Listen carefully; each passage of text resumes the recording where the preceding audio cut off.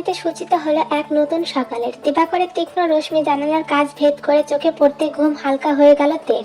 পিটপিট করে চোখ খুলে তাকালো সে। জাঙ্কুকের নগ্ন বুকে আবিষ্কার করলো নিজেকে। সতর্পরে মাথা তুলে জাঙ্কুকের মুখ পানে চাইতে নিবে, অমনি তার মাথাটা বাড়ি খেলো জাঙ্কুকের থুতনিতে। তৎক্ষণাৎ জিভ কেটে অতি সাবধানতার সাথে মাথাটা তুলল সে। জাঙ্কুকের কুঞ্চিত কপালটা নজরে আসতে ভেঙচি কাটলো মেয়েটা। মিনমিন করে বলল, নিচে সারা রাত আমাকে ঘুমাতে দেয়নি, অথচ এখন একটু ঘুমে ডিস্টার্ব হয়েছে কি হয়নি, এতেই নবাব সাহেবের কপালে আস্ত একটা বাঁকা ব্রিজ নির্মাণ করে ফেলেছে। ইঞ্জেকশন খেতে না চাইলে ডিস্টার্ব না করে শান্ত হয়ে থাকো। আকস্মাৎ জাঙ্কুকের এমন ঘুম জ্বালানো কণ্ঠে সতর্ক বাণী শুনে ভরকে গেল তে। উনি কি জেগে আছেন ভাবতে শুকনো ঢোক গিলল মেয়েটা। ভাগ্যিস চোখ খোলেনি।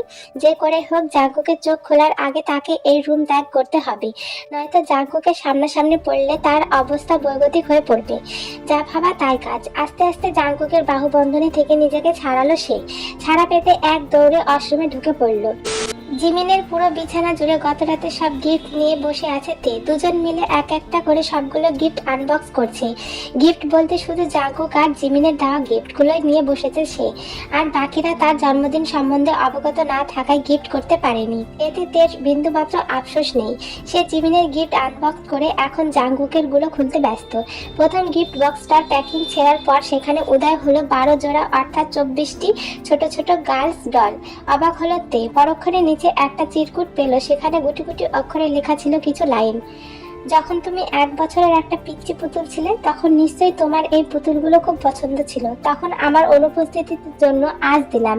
লেখাটা পড়ে বিষময় ভাব কেটে গেল তের। মুখে হাসি ফুটলো। দ্বিতীয় গিফটটা আনবক্স করলো তে। সেখানে দেখতে পেল বিভিন্ন রকমের চকলেট, সাথে একইভাবে একটা কাগজে লেখা, 2 বছর বয়সে তো তুমি স্পষ্ট কথা বলতে পারতে। তখন নিশ্চয়ই প্রতিদিন বাবার কাছে তোমার ওই গোলাপের পাপড়ির ন্যায় রাঙা ঠোঁটগুলো নেড়ে চকলেটের আবদার করতে।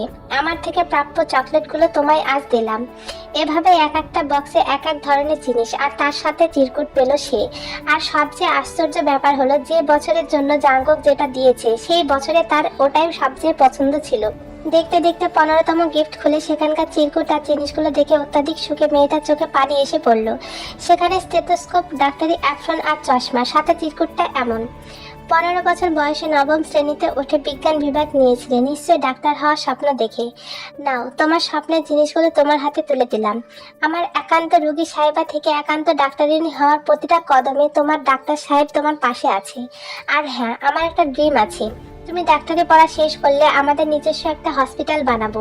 সেখানে তুমি আমি মিলে সবাইকে রোগ সারানোর জন্য চিকিৎসা দেব। আবার নিয়ম করে প্রেম নামক রোগে আমরা দুজনেই আক্রান্ত হব। আমি হব তোমার একান্ত ডাক্তার, আর তুমি হবে আমার ডাক্তারিনী। এভাবেই দুজনে দুজনের মধ্যে বেঁচে থাকবো। কি বলো? এত সুখ কোথায় রাখবে তে? নিজের ছোটবেলা থেকে দেখে আসা স্বপ্নটা আজ তার ডাক্তার সাহেবেরও স্বপ্ন। এ কেমন অলৌকিক ঘটনা! সৃষ্টিকর্তা কি তার প্রার্থনা থাকা প্রতিটা শব্দের অস্তিত্ব তার স্বামীর অস্তিত্বের সাথে মিশিয়ে দিয়েছিল? এমনটাই হয়তো হয়েছে। সৃষ্টিকর্তা চাইলে কোনো কিছুই অসম্ভব নয়। চোখ মুছে নিজেকে স্বাভাবিক করে ভাবনার মধ্যে থাকা জিমিনের দিকে নজর পড়ল তের। বলল, আপু, তুমি কি কিছু ভাবছো? সাথে সাথে তের কণ্ঠে স্তম্ভিত ফিরল জিমিনের। বলল, কই না তো। তের দিক চেয়ে জোরপূর্বক হেসে জবাব দিল জিমিন। তের কপালে ভাঁজ পড়ল। সকাল থেকে জিমিন কেমন যেন চিন্তিত দেখাচ্ছে।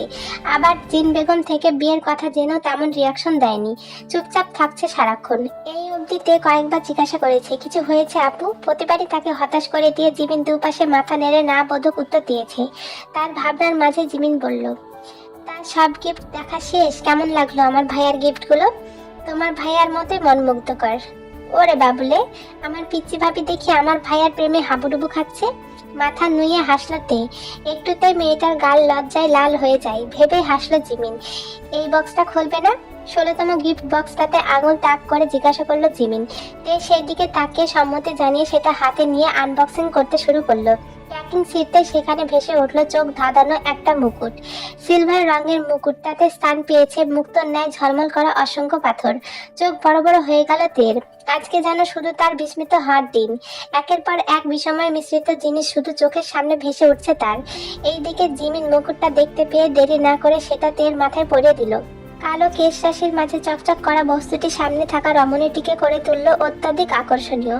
জিমিন দু গালে হাত রেখে পুলকিত স্বরে বলল, ইয়া আল্লাহ, তোমাকে তো পুরো রাজকুমারীর মতো লাগছে তে। ধুর আপু, কি যে বলো না তুমি। বলতে বলতে মুকুটটা খুলতে ব্যস্ত হলো তে, তবে পারলো না জিমিনের জন্য। তাকে প্রতিমধ্যে থামিয়ে দিয়ে জিমিন বলল, একদম না, আগে ভাইয়াকে দেখিয়ে আসো, তারপর খুলবে। আকাশ থেকে যেন পড়লো তে, বলল, আরে না না আপু প্লিজ, এখন না, পরে দেখাবো। এখন আমি রুমে যাব না। কপাল কুঞ্চিত করলো জিমিন, বলল, কেন? এমনি। মিকিরাতের ভান ধরল জিমিন। তা দেখে তে কিছু বলতে নিবে তার আগে তার ফোনে নোটিফিকেশনের শব্দে মোবাইলের দিকে নজর দিল। এই যে মিসেস পিচ্চি পড়ি, আপনার পদার্পণ ফেলে আমার রুমটাকে জীবিত করুন। সে যে মৃত্যু পথে তলিয়ে যাচ্ছে। আপনাকে ছুঁয়েছি বলে কি আপনার ওই চন্দ্রমুখখানি দেখার সুযোগ কেড়ে নেবেন? 5 মিনিটের মধ্যে রুমে আসুন, নয়তো রুমের মালিক কিন্তু এতটাও সভ্য পুরুষ নয়। জাংকুকের আইডি থেকে আসা মেসেজটা পড়তে শিউরে উঠল তের পুরো শরীর। জাংকুককে আজকে কেন বাড়িতে থাকতে হলো? আজকে না থেকে সারা বছর বাড়িতে থাকলেও তো তার কোনো সমস্যা ছিল না, অথচ ওনাকে আজকে বাসায় থাকতে হলো। সেই জন্যই তো সকাল থেকে এই অবধি একবারও রুমে যেতে পারেনি তে। শুধু এরুম ওরুম করেই সকাল কাটিয়ে দিয়েছে সে। এবার বুঝি তার সময় ফুরে এলো। দুই ভাই বোন মিলে পিছে লেগেছে তার। না গিয়ে আর উপায় নেই, বিছানা ছেড়ে উঠে দাঁড়ালো সে। জিমিনকে উদ্দেশ্য করে বলল, আচ্ছা যাচ্ছি, আর রাগ করতে হবে না তোমাকে। তার কথায় মুহূর্তে হাসি ফুটলো জিমিনের মুখে। সে তো এতক্ষণ শুধু অ্যাক্টিং করছিল। তে যেতে নিজের ভাবনার জগতে আবার হারিয়ে গেল সে। ছোট ছোট পায়ে রুমের সামনে এসে দাঁড়ালো তে। মাথার মুকুটটা খুলে হাতে নিল, তারপর হাতটা পেছনে নিয়ে ভেতরে প্রবেশ করলো। বুক কাঁপছে তার। এলোমেলো দৃষ্টি নিক্ষেপ করে মেঝেতে রেখেছে। সোফায় বসে মোবাইল স্ক্রল করছিল জাংকুক। তের উপস্থিতি টের পেতে মোবাইল থেকে নজর ফিরে তার ওপর পূর্ণ দৃষ্টি নিক্ষেপ করলো।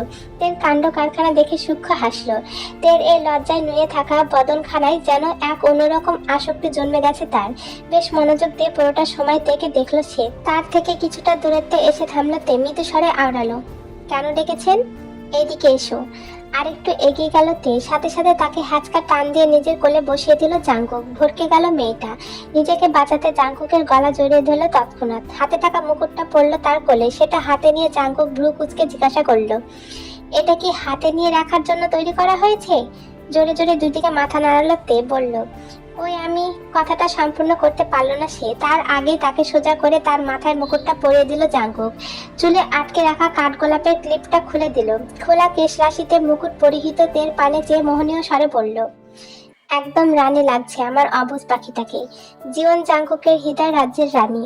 বলে তের কপালে ঠোঁট ছোঁয়ালো জাংকুক। আবেশে চোখ বুজে ফেলল তে। কাপা কাপা গলায় বলে উঠল, ভালোবাসি ডাক্তার সাহেব, আমার হৃদয় রাজ্যের রাজা সাহেবকে অসম্ভব ভালোবাসি। হাসি ফুটলো জাংকুকের মুখে। তেকে নিজের সাথে আরো জড়িয়ে নিল সে। তেও একদম বিড়াল ছানার মতো গুটিয়ে রইল তার ডাক্তার সাহেবের কোলে। এই যে শুনুন মিস ইরাবতী, আমার হবেন কি আমার দিবারাত্রির ঝগড়ার পার্টনার? সুগার আইডি থেকে আসা এইটুকু লেখা দেখে জিমিনের পুরো শরীর অবশ হয়ে উঠল। সারাক্ষণ বকবক করেও থাকা মেয়েটা যেন নিজের ভাষা হারিয়ে ফেলল। বুক কাঁপছে তার, হাফরের মতো ওঠানামা করছে হৃদস্পন্দন। কিছুক্ষণ ওভাবে ঝিম মেরে বসে রইল সে। সুগা মনে হয় বুঝতে পারছে ওর দিকটা, তাই সেও আর মেসেজ না দিয়ে অপেক্ষা করতে লাগলো। আপনার হব না, তবে আপনার দিবারাত্রির ঝগড়ার পার্টনার হব। কাপা কাপা হাতে রিপ্লাই করলো জিমিন। তার রিপ্লাই দেখে ঠোঁট বাঁকিয়ে হাসলো সুগা, বলল, আগে আমার হন, তারপর পার্টনার তো অনেক ক্ষেত্রেই হতে হবে আপনার। মেসেজটার গভীরতা বুঝতে সময় লাগলো না জিমিনের। বুঝে আসতেই শিউরে উঠল সে। কেমন যেন ভেতরে সব গোলমাল পাকিয়ে যেতে লাগলো। না, এই লোকের সাথে আর ফাজলামো করা যাবে না, নয়তো তাকে আজ হার্ট অ্যাটাকে মারিয়ে ছাড়বে এই উগান্ডা লোক। এতদিন মন গহীনে লুকিয়ে রাখা কথাটা আজ বলেই দিল সে। হয়ে গেলাম না হয় আপনার। আমার হওয়া কিন্তু এতটাও সহজ নয় মিস ইরাবতী, কারণ আপনার পরিবারের সামনে আপনাকে নিজের করতে পারবো না আমি। আমার হতে হলে আপনাকে পরিবার ছেড়ে আমার কাছে আসতে হবে। পরিবার ছাড়ার কথা শুনতে বুকটা ধুপ করে উঠল জিমিনের। কপালে চিন্তার ভাঁজ ফেলে বলল, মানে মানে আপনাকে আমার সাথে পালিয়ে আসতে হবে। আমি আপনাকে জোর করব না। আপনার হলুদের দিন আমি আপনাদের বাড়ির বাইরে অপেক্ষা করব। আপনার মর্জি হলে তবে আসবেন। এরপর আর কোনো উত্তর খুঁজে পায়নি জিমিন। আপু, লিপস্টিক কি রঙের দেব? তের কথায় অতীত থেকে বর্তমানে ফিরে এলো জিমিন। মিররে দেখলো হলুদ শাড়ি আর গয়না পরিয়ে তাকে একদম হলুদ পরি বানিয়ে ফেলেছে তে। তারপর নজর পড়লো নিজের মলিন চেহারাটায়। মাঝের কদিনের চিন্তায় একদম ফ্যাকাশে হয়ে গেছে তার উজ্জ্বল মুখখানা। এইদিকে তাকে কিছু বলতে না দেখে তে আবারও অধৈর্য স্বরে বলল, আরে আপু, কি রঙের লিপস্টিক দেবো সেটা তো বলো। স্তম্ভিত ফিরল জিমিনের। বলল, হ্যাঁ, একটা দিলেই হলো, দিয়ে দাও। তে গাঢ় গোলাপি রঙের লিপস্টিক লাগিয়ে দিল। জিমিনের বিয়েতে তেমন আয়োজন করা হয়নি, তার মূল কারণ প্রধানত জিমিনের নিষেধাজ্ঞা। সে বড় আয়োজন করতে নিষেধ করেছে, শুধু নিকট আত্মীয়রাই অংশগ্রহণ করবে বিয়েতে। নিকট আত্মীয় বলতে জিমিনের 2 ফুপির পরিবার ও তাদের নানা বাড়ির সবাই। আর খালামণি তো এখন তার শাশুড়ি হতে যাচ্ছে। ফুফাতো ও মামাতো বোনরা সবগুলো বিবাহিত, বাচ্চা নিয়ে ব্যস্ত সকলে। তাই তে জিমিনকে সাজাচ্ছে। জিমিনকে পুরোপুরি ভাবে তৈরি করে তে বলল, আমি একটু আসছি, তুমি বসো বলে রুম ছাড়লো তে। সে যেতে জিমিন নিজের মোবাইলটা হাতে নিল। বহু কষ্টে নেওয়া সিদ্ধান্তে অটল থেকে সুগাকে মেসেজ করলো, আপনি কি বাড়ির বাইরে? সাথে সাথে ওপাশ থেকে রিপ্লাই আসলো, আমি আসছি বলে মোবাইল হাতে বারান্দার ধারে আসলো। সেখানে গিয়ে বাড়ির পেছন দিকটায় নিজের ফোনটা ফেলে দিল। তারপর ঘর থেকে বেরিয়ে পড়লো। ড্রয়িং রুমের সিঁড়ি দিয়ে নামতে নিলে তার বড় ফুপি প্রশ্ন ছুড়ল, কোথায় যাচ্ছিস? বারান্দা দিয়ে ফোনটা হাত থেকে ফসকে পড়ে গিয়েছে ফুপি, সেটা আনতে যাচ্ছি। কাউকে বললেই তো হয়, তোর যেতে হবে না। সমস্যা নেই ফুপি, আমি নিয়ে আসছি। মাত্র ছাদে হলুদের ডেকোরেশন দেখে এসে নিচে নামছিল তে। জিমিনের সবগুলো কথাই তার কানে পৌঁছেছে। জিমিনের বারান্দা থেকে ফোন পড়েছে মানে বাড়ির পেছনের দিকে, আর সেখানে তো অনেক অন্ধকার আর নির্জন। তাই দেরি না করে সেও জিমিনের পিছু পিছু ছুটলো। বাড়ির পেছন থেকে নিজের ফোনটা আগে নিল জিমিন। ফোনে হার্ড কভার থাকায় মাটিতে পড়ে সেটার কিছুই হয়নি। আর জিমিনও এমন ভাবে ফেলেছিল যেন কিছু না হয়। মাথায় থাকা ওড়নাটা দিয়ে নিজেকে ভালো করে ঢেকে নিল সে। তারপর বড় বড় পা ফেলে গেট দিয়ে বাড়ির বাইরে যেতে নিবে, তখনই সামনে দাঁড়ালো তে। ভরকে গেল জিমিন, আমতা আমতা করে বলল, তুমি এখানে তে? তুমি আমার পরিণতি তো শুনেছো আপু, তাহলে কি করে পালানোর চিন্তা মাথায় আসলো তোমার? তে প্লিজ যেতে দাও আমায়। উনি এমন না, আমি জানি। ভালো ছেলে হলে নিশ্চয়ই তোমার পরিবারের কাছ থেকে এসে তোমায় চেয়ে নিত। জবাবে বাক্য খুঁজে পেল না জিমিন। কার সাথে পালানোর চেষ্টা করছো তুমি, জানতে পারি? মোবাইলটা এগিয়ে দিল জিমিন, বলল, সুগা। চোয়াল ঝুলে পড়লো তের, বিসময় নিয়ে বলল, সুগা মানে যে লোকটাকে তুমি সহ্য করতে পারো না? মাথা নেড়ে সম্মতি দিল জিমিন। এইবার জিমিনের মোবাইলের স্ক্রিনে চোখ রাখলো তে। লঙ্কার বান্দর নামক আইডিটাতে ঢুকে প্রোফাইল পিকটা নজর পড়তে হাত থেকে ফোনটা পড়ে গেল তের। মুখ থেকে বেরিয়ে আসলো একটাই শব্দ, ভাইয়া। জিমিনের মাথায় যেন ছোটখাটো একটা বজ্রপাত পড়লো। বলল, কে ভাইয়া? ভাইয়া কোথায় অপেক্ষা করছে তোমার জন্য? গেটের বাইরে। কোনো কিছু না ভেবে তের অবস্থা দেখে উত্তর করলো জিমিন। সাথে সাথে বাইরে ছুটে গেল তে। অন্ধকারে আচ্ছন্ন রাস্তাটার কিছু দূর যেতেই চোখের সামনে ধরা দিল এক পরিচিত অবয়ব। অবশ হওয়া পা দুটো নিয়ে এগিয়ে গেল সেদিকে। জিমিনের জায়গায় তের অবয়ব দেখতে কপাল কুঁচকে গেল সুগার। পা ঘুরে যেতে নিবে পেছন থেকে ক্লান্ত স্বরে ডেকে উঠল তে, ভাইয়া। ডাকটা কর্ণপাত হতে পাজরা থেমে গেল সুগার। হাজার চেষ্টা করেও এই ডাকটাকে উপেক্ষা করার সাধ্য হলো না তার। সুগার একদম নিকটে এলোতে অশ্রুতে টইটম্বর হওয়া নেত্রে পড়ল, তুমি আমার সেই ভাইয়া যাকে আমি বীর পুরুষ উপাধি দিয়েছিলাম? তুই আমার সেই বোন যাকে আমি নিজের কলিজার টুকরা বলে জানতাম। ভাইয়া আমি। কথাটা সম্পূর্ণ করতে পারল না তে। তার আগে তাকে থামিয়ে দিয়ে সুগা বলে উঠল, ভাইয়া বলে ডাকবি না আমায় তুই। তুই আমার বোন হলে অবশ্যই আমাকে না জানিয়ে আমার চিরশত্রু জাঙ্কুকের সাথে পালিয়ে আসতি না? আরে তুই শুধু একবার আমায় বলতি যে তুই ওই রাস্কেলটাকে ভালোবাসিস, দরকার হলে আমি সকল শত্রুতা বলে ওরা বন্ধু বানাই নিতাম। কিন্তু তুই কি করলি? আমাদেরকে অসম্মানের কাঠগড়ায় দাঁড় করিয়ে ওর সাথে চলে এলি। ভাইয়া তুমি কি বলছো, আমার মাথায় ঢুকছে না। কিসের শত্রু, কার শত্রু? আর আমি দোষ করেছি আমি জানি, তবে ওনার এখানে কোনো দোষ নেই। ওনাকে কিছু বলো না, উনি তো উল্টো। আমি ঠিকই বলেছি, তুই এখন আমার বোন না, এখন তুই মিসেস জিওন জাঙ্কুক, যে নিজের স্বামীর দোষ খুঁজে পায় না। আর আমি দোষ করেছি বলে আমি বীর পুরুষ থেকে কাপুরুষ হয়ে গেলাম। ভাইয়া তুমি ভুল বুঝছো। উনি এবারও তাকে থামিয়ে দিয়ে সুগা তাচ্ছিলের হাসি এসে বলল, তুই যার সাফাই গাইছিস সে তোকে কেন বিয়ে করেছে সেটা তো জেনে নে। তোর ওই সম্মানিত স্বামী আমার থেকে প্রতিশোধ নিতে তোকে ভাগিয়ে এনেছে। আমার সম্মানের আঘাত হানার জন্য এসব করেছে সে। আমার কলেজ লাইফের সবচেয়ে বড় শত্রু ছিল ও। আমি আর ও ছিলাম ক্লাসের সবচেয়ে ব্রাইট স্টুডেন্ট। সবসময় আমার আর ওর মধ্যে প্রতিযোগিতা লেগে থাকতো, আর এই প্রতিযোগিতা একদিন রূপ নেয় শত্রুতাতে। আমার বেস্ট ফ্রেন্ড আনাদিয়া আমায় ছেড়ে ওর সাথে ফ্রেন্ডশিপ করেছিল, যেটা আমি সহ্য করতে পারিনি। তাই একদিন রাগের বসে ফাইনাল এক্সামে ওর দিকে নকল ছুড়ে দিয়েছিলাম। আর তখনই উপজেলা পরিষদের লোক ক্লাসে প্রবেশ করেছিল। জাঙ্কুকের কাছে নকল দেখে ওর খাতা বাতিল করে দিতে নিচ্ছিল, কিন্তু শিক্ষকরা পরে বিষয়টা সামলে নেয়। আমি নিজেও বুঝতে পারিনি বিষয়টা এভাবে বিগড়ে যাবে। পরবর্তীতে যখন জানতে পারে ওই কাজটা আমি করেছিলাম, তখন ও আমাকে বলেছিল, এর ফল তোকে এমন ভাবে দেব যা তুই কল্পনাও করতে পারবি না। আমি নিজের ভুল বুঝতে পেরে ওকে সরি বলেছিলাম, ও কিছু বলেনি। ভেবেছিলাম ও হয়তো সব ভুলে গিয়েছে, কিন্তু না, ও ওর কথাই রেখেছে। আমার সাথে এমনটাই করলো যা আমি কখনো কল্পনাও করতে পারিনি। আর এই জন্য তুমি ওনার থেকে প্রতিশোধ নিতে জিমিন আপুকে হাতিয়ার হিসেবে ব্যবহার করেছো। তবে ইরাবতীকে কথাটা সম্পূর্ণ করতে পারলো না সুগা। এর আগে কানে আসলো গেটের ভেতরে কারো ছুটে যাওয়ার পদধ্বনি। ব্যবহার শব্দটা কর্ণপাত হতে আর দাঁড়িয়ে থাকতে পারলো না জিমিন। ছুট লাগালো বাড়ির ভেতর। পুরো দুনিয়া ঘোলাটে হয়ে গিয়েছে মেয়েটার। গগন বিতাড়ি চিৎকার দিয়ে নিজের ভেতরে সব কষ্ট উগলে দিতে ইচ্ছে হচ্ছে তার। তেও আর থাকতে পারলো না, শুধু সুগার দিকে তাকিয়ে তাচ্ছিল্যের হাসি হেসে বলল, আমি ঠিকই বলেছিলাম, তুমি আমার ভাই না। যে ছেলে নিজের প্রতিশোধের জন্য কোনো কিছু না জেনে একটা নিষ্পাপ মেয়েকে ব্যবহার করতে পারে, সে কখনোই আমার ভাইয়া হতে পারে না। আজ আমি তোমার সাথে থাকা আমার সম্পর্ককে নামহীন করলাম। কাপুরুষ তুমি। তোমার সাথে আমার কোনো সম্পর্ক নেই। শুধু এতটুকু বলে রাখি তোমায়, যার বোনকে তুমি ব্যবহার করেছো সে না থাকলে আজ তোমার বোনের অস্তিত্বই থাকতো না। বলে হাতের উল্টো পিঠ দিয়ে নিজের চোখের পানি মুছতে মুছতে চলে গেল সে। সুগা পেছন থেকে রাগে দুঃখে গর্জে উঠে বলল, যা, তোর মতো বোন লাগবে না আমার। বলে হনহন করে চলে গেল সে। তবে কানে বাজতে লাগলো তের শেষের কথাটার অর্থ বুঝতে পারছে না, সব গোলমাল লাগছে। সে কি কোনোভাবে ভুল করে ফেললো? বাড়ির ভেতরে প্রবেশ করে জিমিন কোনো দিক না তাকিয়ে নিজের রুমের দিকে ছুটলো। সকলে তার অবস্থা দেখে হকচকিত হয়ে গেল। মেয়ের চোখ মুখ দেখে তার পেছন পেছন ছুটলো জিন বেগম। জিন রুমের ভেতরে প্রবেশ করার আগে তার ফুপি তাকে ধরলেন আর বললেন, কি হয়েছে আম্মু, এভাবে কাঁদছো কেন তুমি? নিজের ফুপিকে জাপটে ধরল জিমিন। বংশের একমাত্র মেয়ে, বিদায় সকলের কাছেই সে অনেক আদরের। তিনি জিমিনের মাথায় হাত বুলিয়ে দিয়ে বললেন, কি হয়েছে আম্মু, ফুপিকে বলো। আমি এ বিয়ে করতে পারবো না ফুপি। আমার এসব ভালো লাগছে না, খুব কষ্ট হচ্ছে আমার, মরে যেতে ইচ্ছা করছে। সাথে সাথে তাকে বুক থেকে তুলে গালে সবেগে চট বসিয়ে দিলেন জিন বেগম। ছিটকে পড়ল জিমিন। ঘটনাটা এতটাই তাড়াতাড়ি ঘটল যে কেউ বুঝে উঠতেই পারল না। এর মাঝে সেখানে উপস্থিত হলো জাঙ্গুক। জিন বেগম আবারও মারতে নেবেন তার আগে বোনকে নিজের সাথে আগলে নিল সে। জিন বেগম গর্জে উঠলেন, তোর বোন রং তামাশা পেয়েছে এখানে? ওকে আমি ওই দিন বলিনি বিয়ের কথা? এখন ও এমন নাটক করছে কেন? তখন বলতে পারলো না, এখন সবাইকে বোঝাতে চাইছে আমি জোর করে ওকে আমার বোনের ছেলের সাথে বিয়ে দিচ্ছি?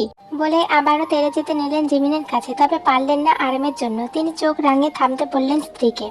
জিমিন অঝরে কাঁদছে ভাইয়াকে ধরে। তার কান্নায় চোখ দিয়ে টপ টপ করে পানি পড়ছে তেরো। তার জন্যই সব হয়েছে। এ বাড়িতে আসার পর আজ অবধি জিমিনকে এভাবে কোনোদিন কাঁদতে দেখেনি সে। আজ প্রথম এভাবে কাঁদছে মেয়েটা। এইদিকে চিন্তা, দুর্বলতা, কান্না আর মায়ের শক্তপোক্ত চড়ে আস্তে আস্তে পুরো ধরনী ঘোলাটে হয়ে এলো জিমিনের। মুহূর্তের মধ্যেই শরীর ভার ছেড়ে দিল জাঙ্কুকের ওপর। থমথমে পরিবেশ। ইউনুর সামনে গোমরা মুখে বসে আছে সুগা। তাকে এত বছর পর হঠাৎ দেখতে পেয়ে চোখ বড় বড় করে তার দিকে তাকিয়ে আছে ইউনো। নীরবতা ভেঙে সেই আগে প্রশ্ন ছুড়ল, কিরে, এত বছর পর হঠাৎ শত্রুপক্ষের কাছে? জাঙ্কুক আর তের বিয়ে কিভাবে হয়েছে খুলে বল। সুগার উল্টো প্রশ্নে কিছুটা থতমত খেয়ে গেল ইউনো। বলল, তুই ওই সব জেনে কি করবি? ওয়েট, তুই আবার তেকে পছন্দ করিস না তো? মদন আমার বোন হয় তে। জল ঝুলে পড়ল ইউনোর। অবাক মিশ্রিত কণ্ঠে বলল, কি? তুই কি নিয়ম করে স্টার জলসার নাটক দেখোস নাকি? সবকিছুতে এমন অ্যাক্টিং করতেছিস কেন? থাপড়ায় অ্যাক্টিং ছুটাই দিমু। তাড়াতাড়ি আমার প্রশ্নের উত্তর দে। দিতাছি তোরে ভাই। বলে তে আর জাঙ্কুকের বিয়ে সব ঘটনা খুলে বলল ইউনো। প্রথম থেকে শেষ অবধি সব মন দিয়ে শুনল সুগা। সবকিছু শোনার পরেও তাকে একদম স্বাভাবিক দেখালো। তারপর হুট করে উঠে পড়ল সে। ধন্যবাদ। বড় বড় পা ফেলে স্থান ত্যাগ করতে করতে ইউনোর উদ্দেশ্যে বলল সে। আর ইউনো বেচারা হাঁ হয়ে তার প্রস্থান দেখলো। এসেছে হুট করে, গেল হুট করে। রাত থেকে বাড়ি ফেরেনি চেহব। সেই নিয়ে আহাজারি চলছে পুরো সরকার বাড়ি। খুশিতে আত্মহারা হয়ে পড়া ছেলেটা গতকাল রাতে খালার কাছ থেকে জিমিনের বিয়েতে আমোদ শুনতেই সকল সুখ হারিয়ে গেছে রাতের আধারে। সাথে সে নিজেও বিলীন হয়েছে অজানা পথে। রাত থেকে বাবা চাচারা খুঁজে খুঁজে ক্লান্ত হয়ে পড়েছেন। ইউনজুন বেগমের অবস্থা বৈগতিক। একমাত্র আদরের ছেলের সুখে এই নিয়ে দুবার জ্ঞান হারিয়েছেন তিনি। ঘড়িতে তখন সকাল 10টা কি 11টা। সাথে সাথে নিচ থেকে চেঁচিয়ে চেঁচিয়ে সবাইকে ডাকতেন রোজ, আম্মু, বড় চাচি, কই তোমরা? চেহব ভাইয়া এসেছে। শক্তিহীন শরীরটা নিয়ে ছুটে আসলেন ইউনজুন বেগম। পেছন থেকে জেনির মায়ের দেওয়া সকল সতর্কবাণী উপেক্ষা করে গিয়ে ঝাঁপিয়ে পড়লেন ছেলের ওপর। চেহবের অবস্থা টালমাটাল। চারপাশ থেকে বন্ধুরা ধরে রেখেছে তাকে। সারা রাত যাবৎ সিগারেটে পোড়া ঠোঁট দুটো অত্যাধিক কালচে হয়ে আছে তার। শরীর এমন ভাবে ঢুলছে যে কেউ দেখলে বলে দিতে পারবে এই ছেলে রাতভর নেশা করেছে। চোখগুলো আগুনের লাভার মতো লাল হয়ে গিয়েছে। সারা রাত কোথায় ছিলি তুই বাবা? একবারে ব্যর্থ মায়ের কথা ভাবলি না? মায়ের আহাজারিতে তেমন হুঁশ হলো না তার। বন্ধুরা তাকে নিয়ে সোফায় বসালো। ধপ করে শুয়ে পড়লো ছেলেটা। এগিয়ে গিয়ে তাকে ধরে বসলেন ইউজুন বেগম। কানে পৌঁছালো ছেলের মৃদু স্বরে থেমে থেমে বলা প্রত্যেকটা কথা। আমার স্বপ্নগুলো এভাবে কেন ভাঙলো মা? তুমি বলেছিলে ও বড় হওয়া অবধি অপেক্ষা করতে। তুমি এটা কেন বললে না যে বড় হয়ে অন্য কারোর হয়ে যাবে? তাহলে তো ওকে নিয়ে আমি আর নিয়ম করে স্বপ্ন দেখতাম না। ও কেন আমায় ভালোবাসলো না মা? আমি ওর সাথে সব সময় ঝগড়া করি বলে? আমি আর কখনো ঝগড়া করব না মা। ওর সব যুক্তি মেনে নেব। ওকে বলো না আমায় ভালোবাসতে। ছেলের এমন করুণ অবস্থা দেখে হো হো করে উঠল ইমনজনের মাতৃসত্তা। ছেলেকে জোরে ডুকরে উঠলেন তিনি। সব অভিযোগ গিয়ে জমল ছোট বোন ও তার মেয়ের প্রতি। তিনি কাঁদতে কাঁদতে রোজকে বললেন জেহবকে রুমে নিয়ে যেতে। তারপর কল লাগালো বোনের উদ্দেশ্যে। চিন্তিত মুখে ড্রয়িং রুমে বসে আছে জিন বেগম। রাতে বোনকে একবার কল করে জিমিনের ঘটনা বলার পর এই অবধি একবারও তার কল রিসিভ করেনি ইউনজুন।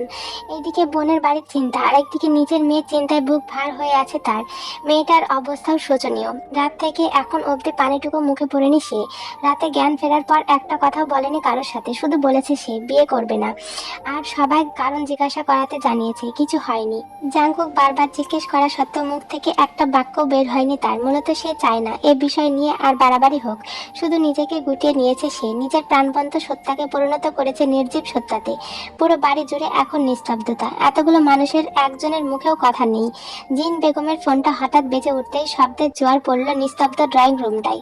বোনের নাম্বার দেখে ভদ্রমহিলা সাথে সাথে ফোন রিসিভ করলেন। ফোন রিসিভ হতে উপাস থেকে ডুকরে উঠলেন ইউনজুন বেগম। বললেন, কেন করলি আমার সাথে এমন? কি চেয়েছিলাম আমি তোর কাছে? তোর মেয়ের হাতটাই তো শুধু চেয়েছিলাম। সেদিন তো বলেছিলি তোর মেয়েকে আমার ছেলের হাতেই তুলে দিবি। তাহলে আজ এভাবে আবার ছেলেটার স্বপ্নগুলো ধ্বংস কেন করলি? যে ছেলেটা কোনোদিন সিগারেট ছুঁয়ে দেখেনি, আমার সেই ছেলেটা আজ কাল যে ঠোঁটার মাতাল দেহ নিয়ে ঘরে ঢুকেছে। আমি মা হয়ে সেই বীভৎস দৃশ্য দেখছি। আমি কোনোদিন ক্ষমা করব না তোকে, কোনোদিনও না। বলে কল কেটে দিলেন তিনি। এই পাশে বোনের এক একটা কথায় ভগ্ন হওয়া ব্যতীত হৃদয় মানুষটাকে টু শব্দ করার সুযোগও দিলেন না। তিনি কি জানতেন তার মেয়ে অন্য কাউকে পছন্দ করবে? তখন তো জিজ্ঞেস করাই বলেছিল সে কাউকে পছন্দ করে না।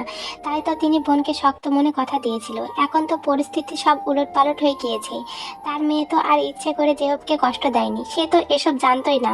তার পড়ালেখায় চাপ পড়ার ভয়ে তার বোনই তো নিষেধ করেছিল তাকে কিছু না বলতে। তাই নিজের মেয়েকেও কিছু বলতে পারবেন না এখন তিনি। এমনিতে গতকাল তাকে মারার জন্য ঘরে অশান্তি সৃষ্টি হয়েছে। সকলের থেকে কথা শুনেছেন তিনি। এতে তার কোনো দুঃখ নেই। মেয়েকে মেরে তিনি নিজেই কেঁদেছেন সারা রাত। ক্লান্ত শরীরটা নিয়ে মাত্র নিচে কাউকে পানির জন্য ডাকতে দরজার নিকট গিয়েছিল জিমিন। ফোন লাউড স্পিকারে থাকায় ওপর থেকে সব কথাই কানে গেল তার। নিচে যাওয়ার আর শক্তি হলো না মেয়েটার। ওভাবে দরজা লক করে সেখানে পিঠ থেকে বসে পড়ল। অশ্রুরা যেন বাঁধ ভেঙেছে তার। কান্নার তীরে মুহূর্তে ভিজে চুপচুপ হয়ে গেল তার মুখমণ্ডল। অস্পষ্ট স্বরে গুংড়িয়ে উঠল সে। শব্দ করে ডুকরে উঠল এবেলায়। কাঁদতে কাঁদতে সৃষ্টিকর্তার উদ্দেশ্যে বলল, ওরা পুরুষের বিরহের পোড়া কালচে ঠোঁট দেখে, অথচ নারীর কোমলতার আড়ালে থাকা ধ্বংস হৃদয় দেখে না। পুরুষরা তো নিকোটিনের ধোঁয়ার সাথে নিজের কষ্টগুলো উড়িয়ে দিতে পারে, অথচ নারী যে সেই কষ্টগুলোকে বুকে চেপে মরণ যন্ত্রণায় কাতরায় সেগুলো ওরা দেখে না। চার দেওয়ালের মাঝে করা হাহাকারগুলো ওরা শুনতে পায় না। রাতের অন্ধকারে অশ্রুতে সিক্ত বালিশগুলো ওরা দেখতে পায় না। বলতে বলতে গলাটা ভেঙে আসলো মেয়েটার। নেতিয়ে পড়ল শরীরখানা। জাঙ্কুকের পাশে ফোনটা বেঁচে যাচ্ছে অনবরত। নাম্বারটা আনওয়ান হলেও সে ধরতে পারলো এটা কার নাম্বার। এক পর্যায়ে অতিষ্ঠ হয়ে কল ধরতেই হলো তাকে। সাথে সাথে ওপাশ থেকে ভেসে আসলো রাগান্বিত স্বর, এই শত্রু, কল ধরিস না কেন? নিরুত্তর জাঙ্কুক গমগমে স্বরে বলল, কি চাই? তোর বোনকে চাই। আমার বোনকে কি তোর কাছে পুতুল মনে হয়? পুতুল মনে হলে কি আর তোর কাছে চাইতাম? মানুষ বলেই তো চাইছি। নেক্সট টাইম কল করবে না এই নাম্বারে। বলে কল কাটতে নিচ্ছিল জাঙ্কুক। সাথে সাথে ওপাশ থেকে ভেসে আসলো সুগার অসহায় কণ্ঠ, এই শত্রু, তোর বোনরে লাগবে আমার। তোর বোনের সাথে ঝগড়া না করতে পারলে আমি ঘুমাতে পারি না। নিয়ম করে ঝগড়া করার জন্য হলেও তোর বোনকে চাই আমার। কপালে ভাঁজ পড়লো জাঙ্কুকের।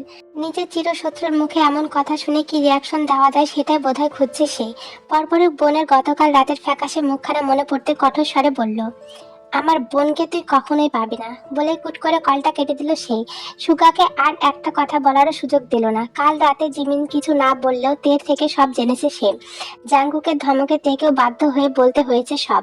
আসল ঘটনা জানতে মাথায় রক্ত চড়ে বসলো জাঙ্কুকে, শুধু তের বাধার জন্য, নয়তো কালকে ওই রাস্কেলটাকে খতম করে দিত সে।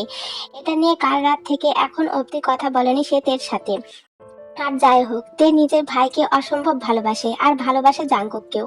দুটো ভালোবাসার মানুষের কারোর কিছু হলে সে সহ্য করতে পারবে না।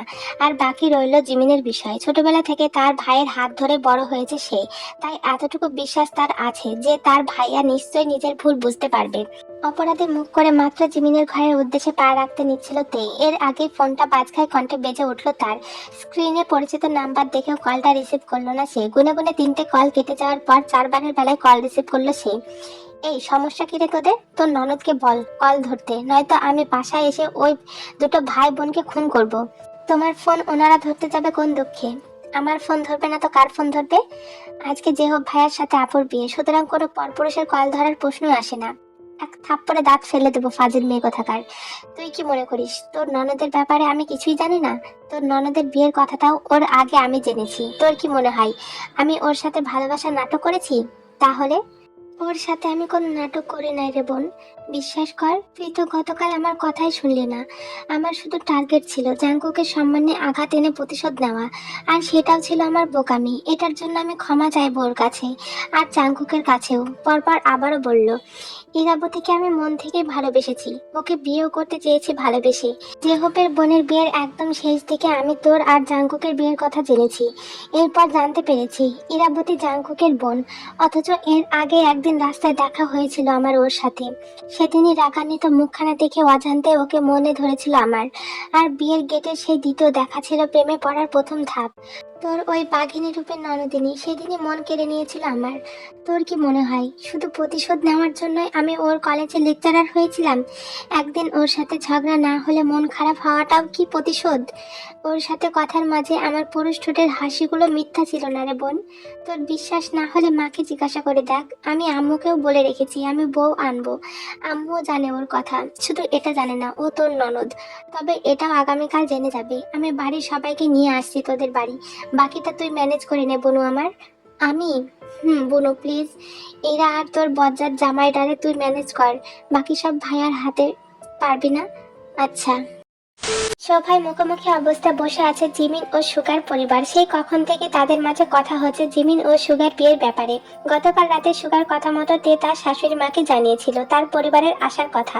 সাথে এটাও বলেছে জিমিন যেই ছেলেটাকে ভালোবাসে সেটা আর কেউ না, তার নিজেরই ভাই। যা সেদিন রাতে জানতে পেরেছে তে। ভদ্রমহিলা প্রথমে টাস্কি খেয়ে গিয়েছিলেন, তারপর যখন জানলেন সুগার জিমিনের কলেজের শিক্ষক ছিল, তখন এ নিয়ে আর কথা বাড়াননি তিনি। খুশি মনে তাদের আপ্যায়নের ব্যবস্থা করেছেন। তেও সবকিছু ভুলে নিজের পরিবারকে দেখার খুশিতে আত্মহারা। এতক্ষণ নিজেই ছিল মেয়েটা, মা বাবাকে দেখতেই এক চট কান্নাকাটির পর্ব চুকেও ফেলেছে। মিনিট খানেক হবে জিমিনের রুমে গিয়েছে সে। কথার প্রথমেই সুগা সকলের উদ্দেশ্যে অনুতপ্ত হয়ে জানিয়েছে এতদিন তার একটা ভুল বোঝাবুঝির কারণে এসব হয়েছে, যার জন্য সে খুবই দুঃখিত। ক্ষমাও চেয়েছে সবার নিকট, বাদ পড়েনি জাঙ্কুকের কাছেও। জাঙ্কুক প্রথম থেকে নীরব দর্শক, সে শুধু তের আব্বু আম্মুর সাথে টুকটাক কথা বলেছে। তারপর থেকে সকলের কথা শুনে যাচ্ছে, কিছু বলার প্রয়োজন বোধ করছে না। সবাই মিলে আজকে ঘরোয়াভাবে বিয়েটা দেওয়ার সিদ্ধান্ত নিয়েছে। এত কিছুর পর আর কেউই আনুষ্ঠানিক বিয়ের চিন্তা মাথায় আনেনি। এখন শুধু জিমিনের মতামতের অপেক্ষা, সে যা চায় তাই হবে। বিছানায় স্ট্যাচুর মতো বসে আছে জিমিন, আর তে তার সামনে বসে বসে তাকে একবার সুগার সাথে কথা বলার অনুরোধ করছে। অথচ জিমিন এক কথা, সে সুগার সামনেও যাবে না। জিমিনের কাট নিষেধাজ্ঞায় মুখে ব্যর্থতার ছাপ ফুটে উঠল তের। গতকাল রাতের কথা এখনো জিমিনকে বলেনি সে। সুগা কিছু বলতে নিষেধ করেছে তাকে, শুধু বলেছে জিমিনকে রাজি করিয়ে ছাদে নিয়ে আসতে, বাকিটা সে নিজেই দেখে নেবে। পারিবারিক ভাবে তাদেরকে একা কথা বলার সুযোগ দেওয়া হয়েছে। ছাদে অপেক্ষা করছে সুগা। এইদিকে জিমিন খাট থেকে নড়ছেই না। না পেরে এবার সুগাকে মেসেজ করলো তে, ভাইয়া আপু আসছে না। সাথে সাথে ওপাশ থেকে সুগা রিপ্লাই করলো, ওকে আমি আসছি বলে বড় বড় পা ফেলে ছাদ থেকে নেমে এলো সে। গিয়ে থামলো একেবারে জিমিনের রুমের সামনে। ড্রয়িং রুমের এক সাইডে সোফায় বসে থাকা কারোরই ওপরের দিকে নজর নেই, তারা নিজেদের কথায় ব্যস্ত। গলা ঝেড়ে রুমের ভেতরে ঢুকলো সুগা। ভাইকে দেখতে পেয়ে রুম থেকে বেরিয়ে পড়লো তে। দরজা খোলা রেখে জিমিনের সামনে এগিয়ে গেল সুগা। বিছানার এক পাশে দাঁড়িয়ে অপর পাশে মাথা নিচু করে বসে থাকা জিমিনের উদ্দেশ্যে বলল, আজকাল দেখছি আমাকে দেখে পাবনার মহিলারাও লজ্জা পায়। সুগার এমন খোঁচা মারা কথায় কোনোরূপ প্রত্যুত্তর করলো না জিমিন। পা নামিয়ে হাঁটা ধরলে সুগা পেছন থেকে বলল, বিয়ের আগে ছুতে ইচ্ছুক নই আমি। এখান থেকে এক পা নড়লে সিদ্ধান্ত বদলাতে সময় লাগবে না আমার।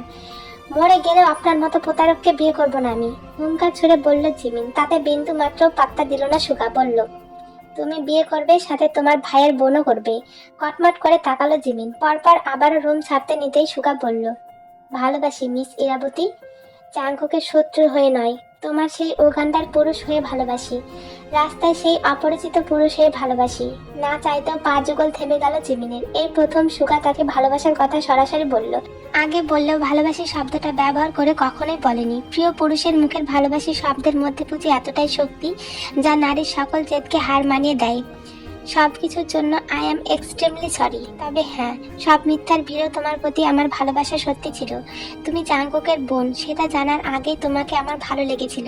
সবশেষে এটাই বলবো, জানি এত সহজে ক্ষমা করার মতো ভুল আমি করিনি, তাই বলছি, আমার বউ হয়ে যাও আর সারা জীবন ধরে এই ভুলের শাস্তি দাও। জিমিন স্তব্ধ, মুখে কথা নেই। তবে এইবার চোখ তুলে তাকালো সুগার দিকে। চোখে চোখ মিলল দুজনের। আদান প্রদান হলো সকল অভিযোগ অভিমান। জিমিনের নিস্তব্ধতা দেখে তার দিক কিছুটা এগিয়ে গেল সুগা। নির্দিষ্ট দূরত্বে দাঁড়িয়ে বলল, আজকে এই অধমের নামে 3 কবুল বলে দিও। কথা দিচ্ছি, এ দেহে প্রাণ থাকতে দ্বিতীয়বার অভিযোগের সুযোগ দেব না। বলেই জিমিনকে পাশ কাটিয়ে নিঃশব্দে রুম থেকে বেরিয়ে গেল সুগা। তার যাওয়ার পানে অপলক দৃষ্টিতে তাকিয়ে রইল জিমিন। এভাবে বলার পরেও কি নিজের সিদ্ধান্তে অটল থাকতে পারে সে? বেলা গড়িয়েছে বেশ। কিছুক্ষণের মধ্যে আসরের আজান পড়বে মসজিদের মাইকে। সোফায় এক পাশে সব মেয়েদের মাঝে বিয়ের শাড়ি পরে বসে আছে জিমিন। তার সামনে শার্ট প্যান্ট পরে থুতনিতে হাত দিয়ে বসে আছে সুগা। হয়তো অপেক্ষা করছে সামনে থাকা রমণীটির মুখে কাঙ্ক্ষিত শব্দটি শোনার। হাত পা কাঁপছে জিমিনের, সাথে বুকও ধরফর করছে ক্ষণে ক্ষণে। সকালে তাকে আশ্বাস দিয়ে যাচ্ছে অনবরত। এক পর্যায়ে কাঁপা কাঁপা গলায় চারপাশে ধ্বনিত হলো একটি পবিত্র শব্দ, কবুল। বলতে বলতে মেয়েটার চোখ থেকে গড়িয়ে পড়ল দুফোঁটা অশ্রুকণা। বুক থেকে যেন পাথর নামলো সুগার। বড় করে শ্বাস টেনে নিল সে। জিমিন 3 বার কবুল বলার পর কাজী সাহেব প্রয়োজনীয় কথাবার্তা সেরে সুগার উদ্দেশ্যে কবুল বলতে বলল। সুগা জিমিনের দিকে তাকিয়ে একদমে বলে দিল, আলহামদুলিল্লাহ কবুল, আলহামদুলিল্লাহ কবুল, আলহামদুলিল্লাহ কবুল। সকালে একসাথে সমস্যারে বলে উঠল, আলহামদুলিল্লাহ। বিয়ে সম্পূর্ণ হতে জিমিনকে নিয়ে রুমে চলে গেল তে। জিমিনের পরনে একটা কাজ করা সিম্পল বেনারসি শাড়ি। জিমিনের মতামত জেনে জাঙ্কুক যখন কাজে আনতে গিয়েছিল, তখন তার সাথে গিয়েই এই শাড়িটা এনেছে সুগা। এই যে বিয়াই সাহেব, ভাব নিয়ে না, এত সুন্দর বিয়ান থাকতেও দেখা দেখেন না। বাইরে এখন খাওয়ার পর্ব চলছে, কিছুক্ষণ পরে জিমিনের বিদায় হবে। মাত্র রুমে এসে ল্যাপটপ হাতে নিয়ে বসেছিল জাঙ্কুক। এর মাঝে নিজের শাড়ির আঁচলটা হাওয়ায় ঘোরাতে ঘোরাতে এমন অদ্ভুত গান গেয়ে রুমে প্রবেশ করলো তে। চোখ ছোট ছোট করে তাকে পা থেকে মাথা পর্যন্ত একবার দেখলো জাঙ্কুক, তারপর আবারও নিজের কাজে মন দিল। জাঙ্কুকের মনোযোগ না পেয়ে মুখটা চুপসে গেল তের। আজ 2টো দিন তার সাথে ঠিক করে একটুও কথা বলেনি এই লোক। এখনো দেখো কি ভাব দেখাচ্ছে, সে কি কম যায়? নেহাত এতদিন বাপের বাড়িটা লোডিং এ ছিল, এইবার একেবারে ক্লিয়ার রাস্তা তার। আজকেই চলে যাবে সে। নিজের লাগেজটা নামালো, তারপর ড্রয়ার থেকে নিজের কাপড়গুলো বের করতে করতে দুঃখী দুঃখী ভাব করে বলল, হাই রে ড্রয়ার, তুই মনে হয় আমাকে বড্ড মিস করবি তাই না? জানি না আর কবে এসে তোকে ছুবো। কি করব বল, আমার বাবার বাড়ির ড্রয়ারটাও হয়তো আমায় মিস করছে, তাই এবার তার সাথেও একটু দেখা করে আসি। ঘাড় ঘুরিয়ে নিজে নিজে বকবক করতে থাকা তের দিকে এবার সরাসরি তাকালো জাঙ্কুক। তেকে লাগেজের মধ্যে কাপড় পরতে দেখে কপাল কুঁচকে গেল তার। সাথে সাথে জিজ্ঞাসা করলো, কোথায় যাচ্ছ তুমি? ইস, এখন জিজ্ঞেস করতে এসেছে কোথায় যাচ্ছে। এতক্ষণ তাকে এক টুকরাও বার্তা দেয়নি, এখন সেও দেবে না।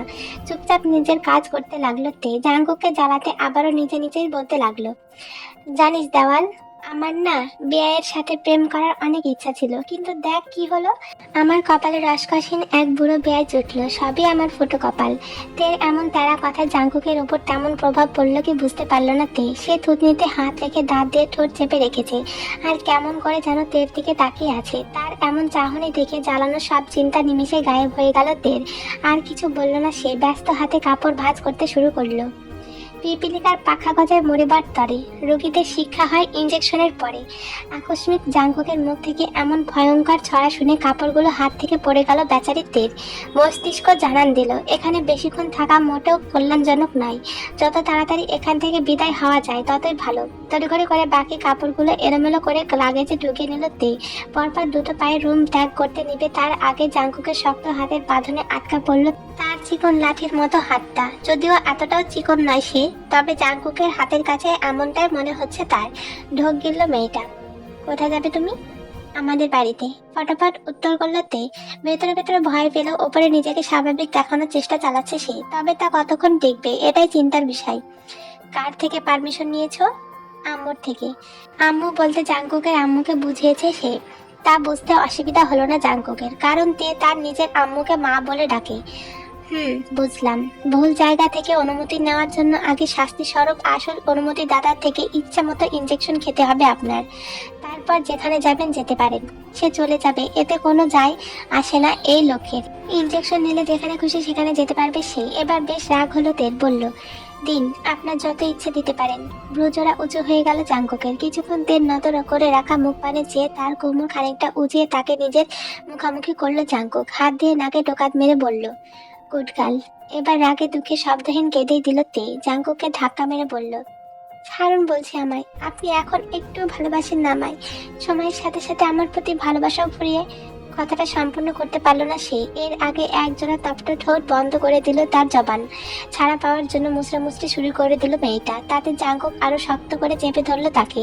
জাঙ্কুকের সাথে না পেরে থেমে গেল তে। শান্ত হয়ে অশ্রু বিসর্জন দিল পুরোটা সময়। এক পর্যায়ে তাকে ছেড়ে দিল জাঙ্কুক। তের কপালের সাথে কপাল ঠেকিয়ে বলল, তুমি আমার এক দেখায় তৈরি হওয়া কোনো মোহমায়া না, যা সময়ের সাথে ফুরিয়ে যাবে। তুমি আমার দীর্ঘদিনের পরিণামে করে ওঠা সেই অবিচ্ছেদ প্রেম, যার অন্তরালে মিশে আছে আমার পুরো সত্তা। হৃদয় স্পর্শী প্রত্যেকটা শব্দের ভেতরে ঠিক কতটা জাদু ছিল জানা নেই তের। তবে শব্দগুলো কর্ণপাত হতে চোখ দিয়ে অশ্রুকণা আপনা আপনি বন্ধ হয়ে গেল তার। নাক টেনে শ্বাস নেওয়ার চেষ্টা চালিয়ে বলল, চলুন আমাদের বাড়িতে যাই। এখন না, কিছুদিন পরে যাব। আজ কি যাওয়া যায় না? গত দুদিন ধরে হসপিটাল যাওয়া হয় না, এখন যাওয়া যাবে না। কিছুদিন পর সময় ম্যানেজ করে যাব। আচ্ছা। আর কথা বাড়ালো না তে। জাঙ্কুকের থেকে নিজেকে ছাড়িয়ে হাঁটা দিল জিমিনের রুমের উদ্দেশ্যে। একটু পরে জিমিন বিদায় হবে, তাই জাঙ্কুকও আর বাধা দিল না তাকে। নিজে খাওয়া দাওয়ার পর্ব শেষ, এখন বিশ্রাম করছে সবাই। এই ফাঁকে জিমিনের রুমে আসলো জিন বেগম। এগোলেন ছোট থেকে বড় করা তার রাজকন্যার নিকট। আজ তার ঘরটা খালি করে চলে যাবে ছোট থেকে পেলে পুষে বড় করা মেয়েটা। ভাবতে বুকটা খালি খালি লাগছে তার। হাজার চেষ্টা করেও চোখের পানিতে আটকাতে পারছেন না তিনি। জিমিনকে জড়িয়ে ধরে হো হো করে কেঁদে উঠলেন। মায়ের কান্না দেখে এতক্ষণে আটকে রাখা কান্নাটা দলা চাপা দিয়ে বেরিয়ে এলো জিমিনের। শব্দ করে কেঁদে উঠল সেও। হোক না ভালোবাসার মানুষের সাথে বিয়ে, মা বাবাকে ছেড়ে যাওয়ার কষ্ট কি আর কমানো যায়? সে তো পারছে না। একটু পর তাকে নিজের বাড়ি ছেড়ে চলে যেতে হবে। ভাবলেই বুক ভেঙে কান্না পাচ্ছে তার। মা মেয়ের এমন বুক ভাঙা কান্নায় সিক্ত হয়ে উঠল ঘরে থাকা প্রত্যেকটি সদস্যের চোখ। তখন রুমে প্রবেশ করলো তের মা। তিনি এগিয়ে এসে আশ্বাস দিলেন জিন বেগমের উদ্দেশ্যে, তবে পরিবেশ তেমন একটা শান্ত করতে সক্ষম হলেন না। এক পর্যায়ে সবাই মিলে জিমিনকে ধরে নিচে নামিয়ে আনলো। নিঃশব্দে তখনও কেঁদে যাচ্ছে মেয়েটা। গাড়ির নিকট এসে কান্নার বেগ আরো বৃদ্ধি পেল তার। জাঙ্কুক তে সবাই মিলেও জিমিনকে শান্ত করতে পারছে না, উল্টো সকলকে কাঁদিয়ে ছাড়ছে মেয়েটা। এবার বাধ্য হয়ে এগিয়ে এলো সুগায়। এতক্ষণ সে শুধু অসহায় চোখে তার সদ্য বিবাহিত বউয়ের কান্না দেখেছে। সারাক্ষণ বকবক করে অন্যকে জ্বালিয়ে দেওয়া মেয়েটা যে এতটা কাঁদতে জানে তা ঘুণাক্ষরেও ভাবেনি সে। জিমিনের কাঁধের ওপর হাত রেখে নিজের পুরুষালী হাতের আয়ত্তে নিল তার শরীরটাকে। জিমিনের এসবে খেয়াল নেই, সে কেঁদে যাচ্ছে অনবরত। প্লিজ কান্না থামাও গো বউ, তোমার স্বামীর যে বুক পড়ছে। সুগার কণ্ঠে যেন স্তম্ভিত ফিরল জিমিনের। সুগার মুখে বউ ডাক শুনে স্তব্ধ হয়ে গেল মেয়েটা। মন গহীনে তৈরি হওয়া অনুভূতির কবলে পড়ে কান্না কমে আসলো মুহূর্তেই।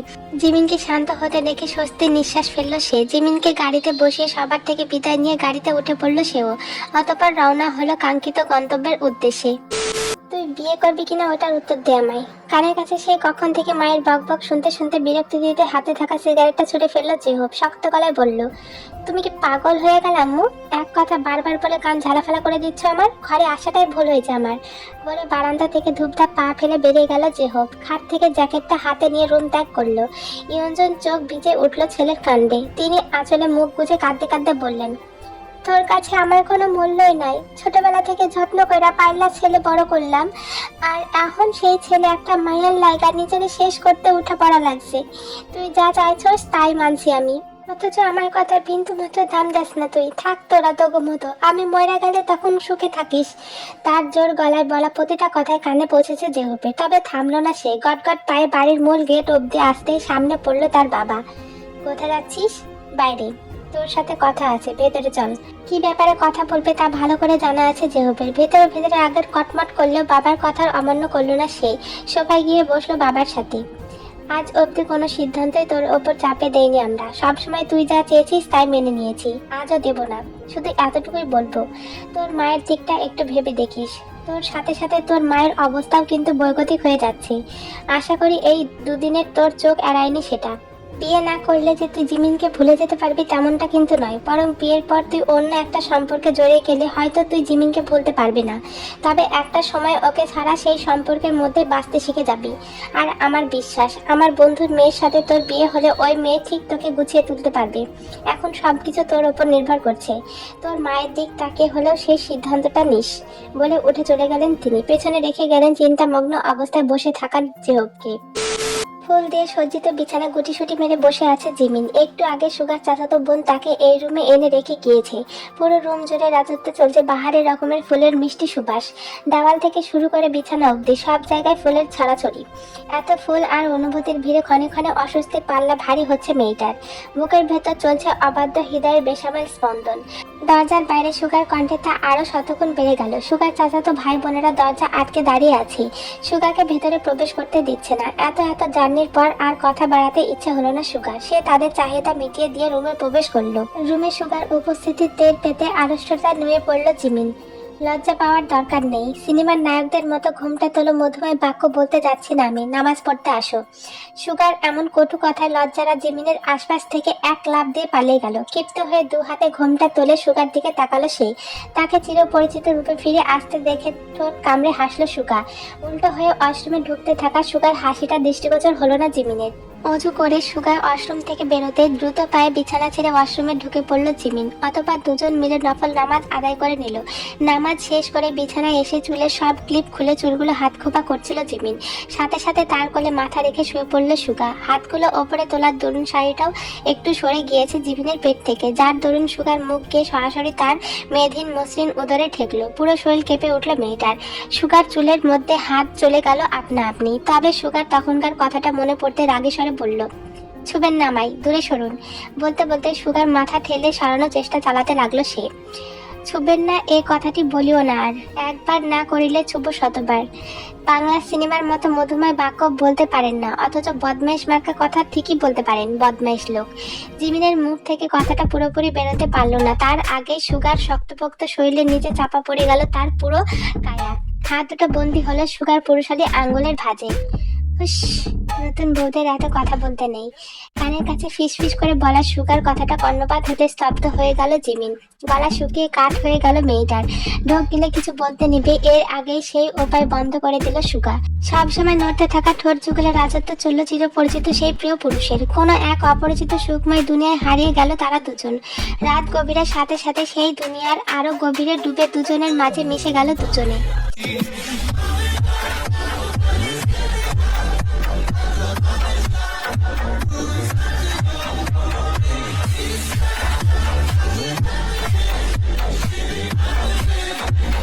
সকালে সূর্য রশ্মি মেঘমালাদের ভেদ করেছে কি করেনি, তার আগে জেগে উঠল পুরো সরকার বাড়ি। এতদিনে নিস্তব্ধ হয়ে থাকা বাড়িটা যেন আজ মেতে উঠেছে সকাল সকাল।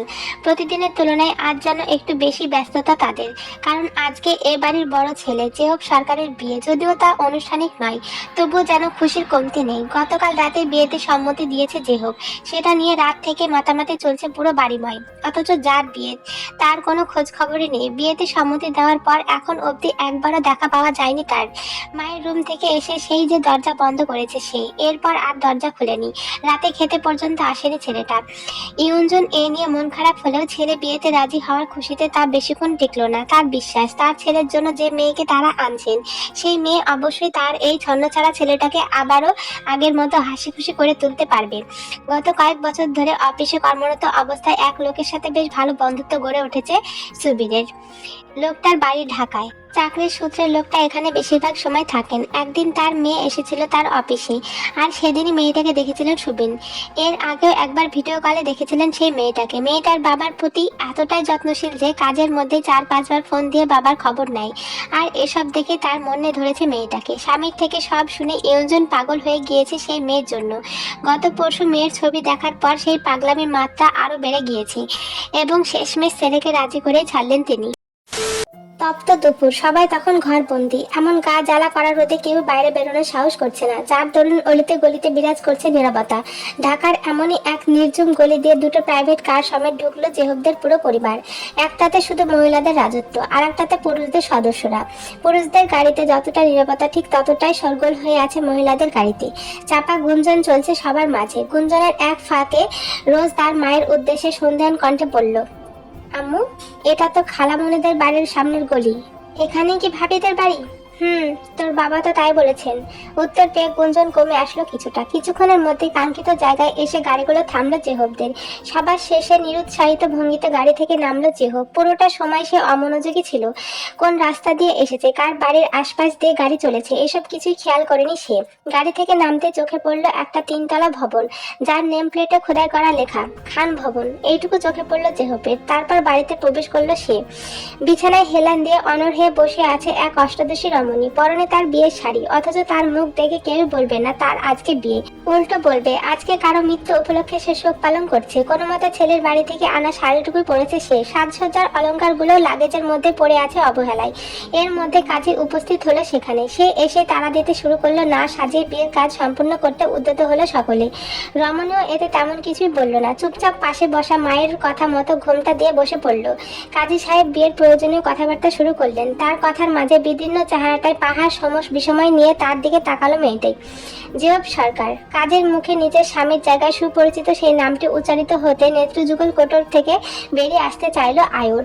মেয়েটা যেন এবার ধ্যান জ্ঞান সব হারালো। এক দৌড়ে বিছানা ছেড়ে দোতলা রেলিংয়ে দাঁড়িয়ে নিচে তাকাতে মাথায় আকাশ ভেঙে পড়লো তার। উনি এখানে? তার মানে উনি আব্বুর বন্ধুর ছেলে? কিন্তু ওনার তো জিমিনের সাথে বিয়ের কথা ছিল গত শুক্রবারে। তাহলে কি জিমিন বিয়ে করেননি ওনাকে? তার ভাবনার মাঝে তাকে হ্যাচকা টানে সেখান থেকে নিয়ে আসলো তার মা। কিছু বলতে যাবে এর আগে আয়ু রুমে প্রবেশ করে অকপটে 3 কবুল উচ্চারণ করে দিল। তার কাণ্ডে সকলে হকচকিত। কাজী সাহেব তীক্ষ্ণ চোখে পরখ করলো তাকে। তার নজরে বলে দিচ্ছে এর আগে এমন মেয়ে দেখেনি। বেশি ঘাটলেন না তিনি। আয়ুর দিক থেকে বিয়ের কাজ শেষ হতে নিচে জেহবের নিকট গেলেন তিনি। সেখানে গিয়েও বইয়ের জায়গায় আয়ু খান নামটা কানে পৌঁছাতে সজাগ নজরে তার পানে চাইলো জেহব। নামটাকে বড্ড চেনা চেনা মনে হলেও তৎক্ষণাৎ সেটা স্মরণে আসলো না তার। এক পর্যায়ে সেও এদিক সেদিক না ভেবে সেই মেয়ের নামে কবুল করে নিল। আয়ুর মতো অপর পাশে মানুষটাকে জানার তেমন আগ্রহ লক্ষ্য করা গেল না তার বেলায়। অপরদিকে সূর্য তখন পশ্চিম আকাশে হেলে পড়েছে। তার তেজহীন ম্লান আলোতে অত্যাধিক আকর্ষণীয় হয়ে উঠেছে ধানের কাঁচা ছড়িগুলো। কালো মরিচের বেগুনি রঙা ফুলগুলো যেন ভিন দেশের জানা অজানা সব ফুলের সৌন্দর্যকে হার মানাচ্ছে। সেই দৃশ্য ধান খেতে সরু আল দিয়ে হাঁটতে হাঁটতে মন দিয়ে দেখছে জিমিন। তার সামনে হেঁটে চলেছে আরো 5 জন মেয়ে। মেয়েগুলো একদিনে কেমন ভাব করে ফেলেছে জিমিনের সাথে। সকাল সকাল ঘুম থেকে উঠে জিমিন দেখেছে অসংখ্য বাচ্চা আর বড় মেয়ে দাঁড়িয়ে আছে তার অপেক্ষায়। সকলে তাকে দেখে কি আহ্লাদ, এক একজন সে কি মধুর মধুর ডাক ডাকছে তাকে। জিমিনও খুব সহজে মিশে গিয়েছে সবার সাথে। গ্রামের মানুষ যে এত সহজে কাউকে আপন করে নেয় সেটা আজ জানতে পারলো জিমিন। আজ সারাটা দিন বেশ আনন্দে কেটেছে তার। এখন সবাই মিলে ঘুরতে এসেছে তারা। সবার সাথে হাসি ঠাট্টা করতে করতে চারপাশের সকল জমি জামায় লাগানো ফসল সবজি সবকিছু দেখলো জিমিন। সন্ধ্যা নেমে আসার আগে বাড়ি ফিরতে হবে, তাই আর দেরি না করে বাড়ির উদ্দেশ্যে পা বাড়ালো সবাই। কিন্তু হাঁটতে গিয়ে আরেক বিপত্তি ঘটলো জিমিনের সাথে। পুরো পা কাদায় লেপ্টে গেছে তার, যার দরুন হাঁটতে গেলেই পিছলে পড়ে যেতে নেয় মেয়েটা। তার এই অবস্থা দেখে এগিয়ে এলো সুগার চাচাতো বোন রিমঝিম। বলল, আমার কাছে জুতাগুলা খুলে দেন ভাবি, সামনে একটা পুকুর আছে, ওইখানে গিয়া পা ধুয়ে আবার পয়রা ফেলেন। উপায় না পেয়ে জুতো জোড়া খুলে নিল জিমিন, তবে তার রিমঝিমের হাতে না দিয়ে নিচের কাছে রাখলো। রিমঝিমের অনেকবার বলার পরও কাজ হলো না। কিছু দূর যেতে সামনে পড়লো সুগা, সে তাড়াহুড়া করে তাদের দিকে এগিয়ে আসছে। একটু পর আজান দিয়া দেবো, এতক্ষণে আসার সময় হয়েছে তোদের, ফোন কোথায় তোর? সুগার এমন রাগী স্বরে জিমিন ব্যতীত সবার মুখ চুপসে গেল। রিমঝিম অপরাধী মুখে পড়ল, বাড়িতে ফেলে এসেছে ভাইয়া, মনে ছিল না। আর কিছু বললো না সুগার, সবাইকে সামনে যেতে বলে নিজে জিমিনের দিকে এগিয়ে গেল। জিমিনের নাজেহাল অবস্থা দেখে তড়িঘড়ি করে তাকে নিয়ে পুকুর পার গেল। পুকুরে চিকন চিকন দুটো বাঁশ দিয়ে ঘাট বাঁধা, সবুজ শ্যাওলার আস্তরণে পিচ্ছিল হয়ে আছে তা। সেখানে জিমিনের নরম তুলতুলের মসৃণ পা জোড়া যেন সাবানের মতো কাজ করলো। পা রাখতে ব্যালেন্স হারিয়ে পড়তে নিল সে, সাথে সাথে খামচে ধরলো সুগাকে। তার আতঙ্কিত চেহারা দেখে বেশ মজা পেল সুগা, ঠোঁট চেপে পড়ল, সারাক্ষণ যে আমার মুখে মুখে তর্ক করো, এখন যদি ফেলিয়ে দিই এখানে? তর্ক শুধু আমি করি না, আপনিও করেন, তাই পড়লে আপনাকে নিয়েই পড়বো, দেখি কতটুকু জোর আছে তোমার। বলে জিমিনকে কোলে তুলে নিল সুগা। তার মতিগতি সুবিধা ঠেকলো না জিমিনের কাছে। মেয়েটা চেঁচিয়ে উঠল, এই এই বান্দর লোক, সত্যি সত্যি ফেললে কিন্তু আপনাকে মেরে ফেলবো আমি। আর কথা সম্পূর্ণ করতে পারলো না জিমিন, তার আগে শীতল পানিতে ডুবে গেল তার পা জোড়া। আকস্মাৎ ঠান্ডা স্পর্শে কথা বন্ধ হয়ে গেল তার। কথা বন্ধ করে পা ধাও।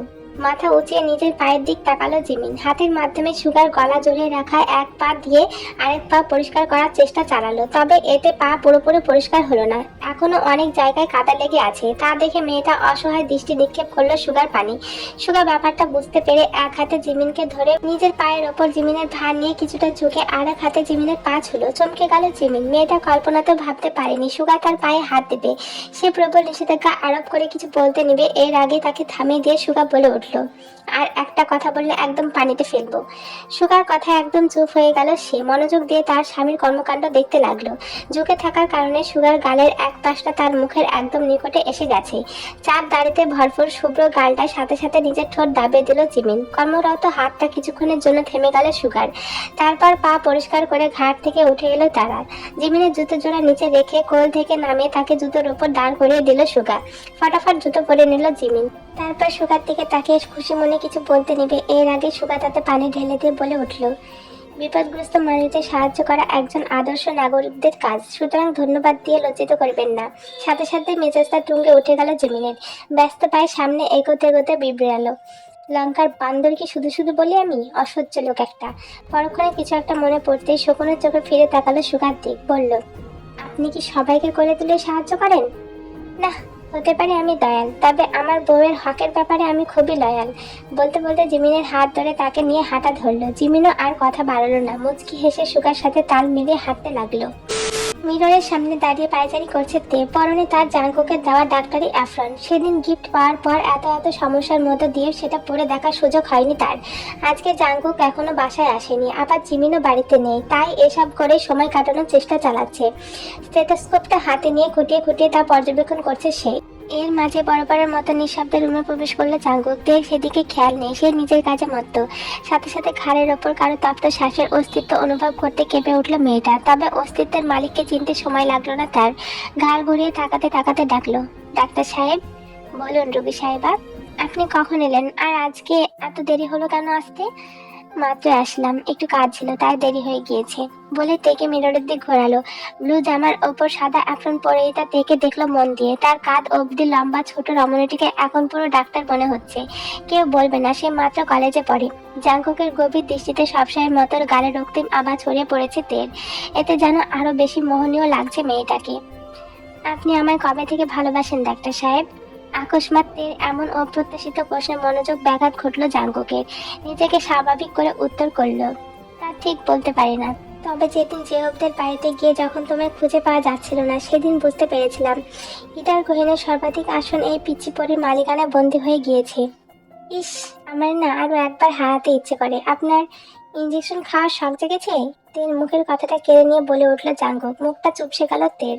মিররের দিক তাকিয়ে পেছনে থাকা জাঙ্কুকের উদ্দেশ্যে বলল, আপনি ময় সময়টাকে ইঞ্জেকশনময় করে দিলেন তো?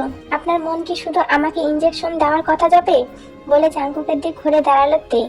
তারপর গলায় থাকা স্টেথোস্কোপটা হাতে নিয়ে ইয়ার পিসগুলো কানে পুড়ে চিস্ট পিসটা জাঙ্কুকের বুকে রাখতেই জাঙ্কুক কপাল কুঁচকে বলল, কি করছো? আপনার হৃদয় সমস্যা আছে কিনা চেক করছি। আমার হৃদয়ে কোনো সমস্যা নেই, সমস্যা তোমার পিচ্চি ব্রেনে। জাঙ্কুকের কথায় একদম লাপাত্তা তে। সে চিস্ট পিসটা জাঙ্কুকের বুকের বা পাশটায় রাখলো। জাঙ্কুকও আর বাধা দিল না, চুপচাপ তের কাণ্ড দেখতে লাগলো। কিছুক্ষণ দক্ষ ডাক্তারদের মতো পরীক্ষা করলো তে। পরীক্ষা শেষ হতেই সে একদম সিরিয়াস ভঙ্গিতে বলে উঠল, হায় আল্লাহ, আপনার হৃদয় তো অনেক বড় সমস্যা। ব্রু উঁচিয়ে সন্ধিয়ান চোখে তার দিকে তাকালো জাঙ্কুক। বলল, কি সমস্যা? এ কোনো সাধারণ সমস্যা নয় লা, এ হলো তেময় সমস্যা। আপনার হৃদয়টা শুধু তেতে বলে স্পন্দন করছে। বলে খিলখিল করে হেসে উঠল সে। তার কথা বলার ভঙ্গিমা ও হাসি দেখে জাঙ্কুকও শব্দ করে হেসে ফেললো। বলল, অভিজ্ঞ ডাক্তারনি। তের এবার হাসি থামলো। এতক্ষণের উজ্জ্বল মুখটা হঠাৎ করে নেমে গেল তার। মন খারাপ করে বলল, আচ্ছা, আমি যদি ডাক্তার হতে না পারি? কেন হতে পারবে না? সৃষ্টিকর্তার ওপর বিশ্বাস রেখে চেষ্টা করে যাও, ইনশাআল্লাহ অবশ্যই হতে পারবে। মুখের মলিন ভাবটা মুহূর্তে বিলীন হয়ে গেল তার। জাঙ্কুকের দু হাত টেনে নিয়ে নিজের আঙুলগুলো গুজে দিল জাঙ্কুকের আঙুলের ভাঁজে। বলল, আমাকে দেওয়া সৃষ্টিকর্তার শ্রেষ্ঠ উপহার, আমার ডাক্তার সাহেবের এই বিশ্বস্ত হাত আমার হাতে থাকলে আমি সব চেষ্টায় সফল হব ইনশাল্লাহ। তের হাত দুটো নিজের হাতের মুঠোয় পুরে নিয়ে তাকে কাছে টেনে নিল জাঙ্কুক। এরপর পুরুষালী কণ্ঠে উচ্চারণ করলো কিছু মনমুগ্ধকর বাক্য। যতদিন আমায় বাঁচিয়ে রাখেন আমার প্রভু, ততদিন এই জীবন জাঙ্কুকের বন্ধন থেকে তার অবুঝ পাখির হাত ছাড়া পাবে না কভু। ঘড়িতে তখন রাত প্রায় 12টা। বিছানায় অপেক্ষারত অবস্থায় বউ সেজে বসে আছে আয়ু। তবে আর 10টা মেয়ের মতো স্বামীর আসার অপেক্ষায় নয়, বাড়ির লোকের ঘুমানোর অপেক্ষায় বসে আছে সে। নিচ থেকে কোনো শব্দ না পেয়ে এবার বিছানা ছেড়ে নেমে পড়ল সে। এরপর ধীর পায়ে রুম ত্যাগ করে এগিয়ে গেল ছাদের উদ্দেশ্যে। ছাদের গ্রিলে পিঠ থেকে আকাশের দিক তাকিয়ে বসে আছে জেহব। নিস্তব্ধ রাতের মধ্যে শান্ত হয়ে আছে তার মন, যার প্রধান কারণ আয়ু। তখন আসার সময় গাড়িতে বসে আয়ুর সাথে কথা হয়েছে তার। এত অশান্তির ভিড়ের আয়ুকে বহু রূপে দেখে কিছুটা শান্তি পেয়েছে সে। কারণ আয়ু তার সম্পর্কে সবই জানে, তাই ওকে আর কিছুই বুঝিয়ে বলতে হবে না। অন্য মেয়ে হলে আরো অশান্তি বাড়তো তার। সাথে সাথে ছাদের দরজায় আয়ুকে দেখে কপাল কুঁচকে গেল তার। আয়ু তার দিকে ধীর পায়ে এগিয়ে আসছে। জেহবের সামনে এসে পড়ল। একটু বসতে পারি? এখানে কেন এসেছো? তোমাকে না ঘুমিয়ে যেতে বলেছিলাম?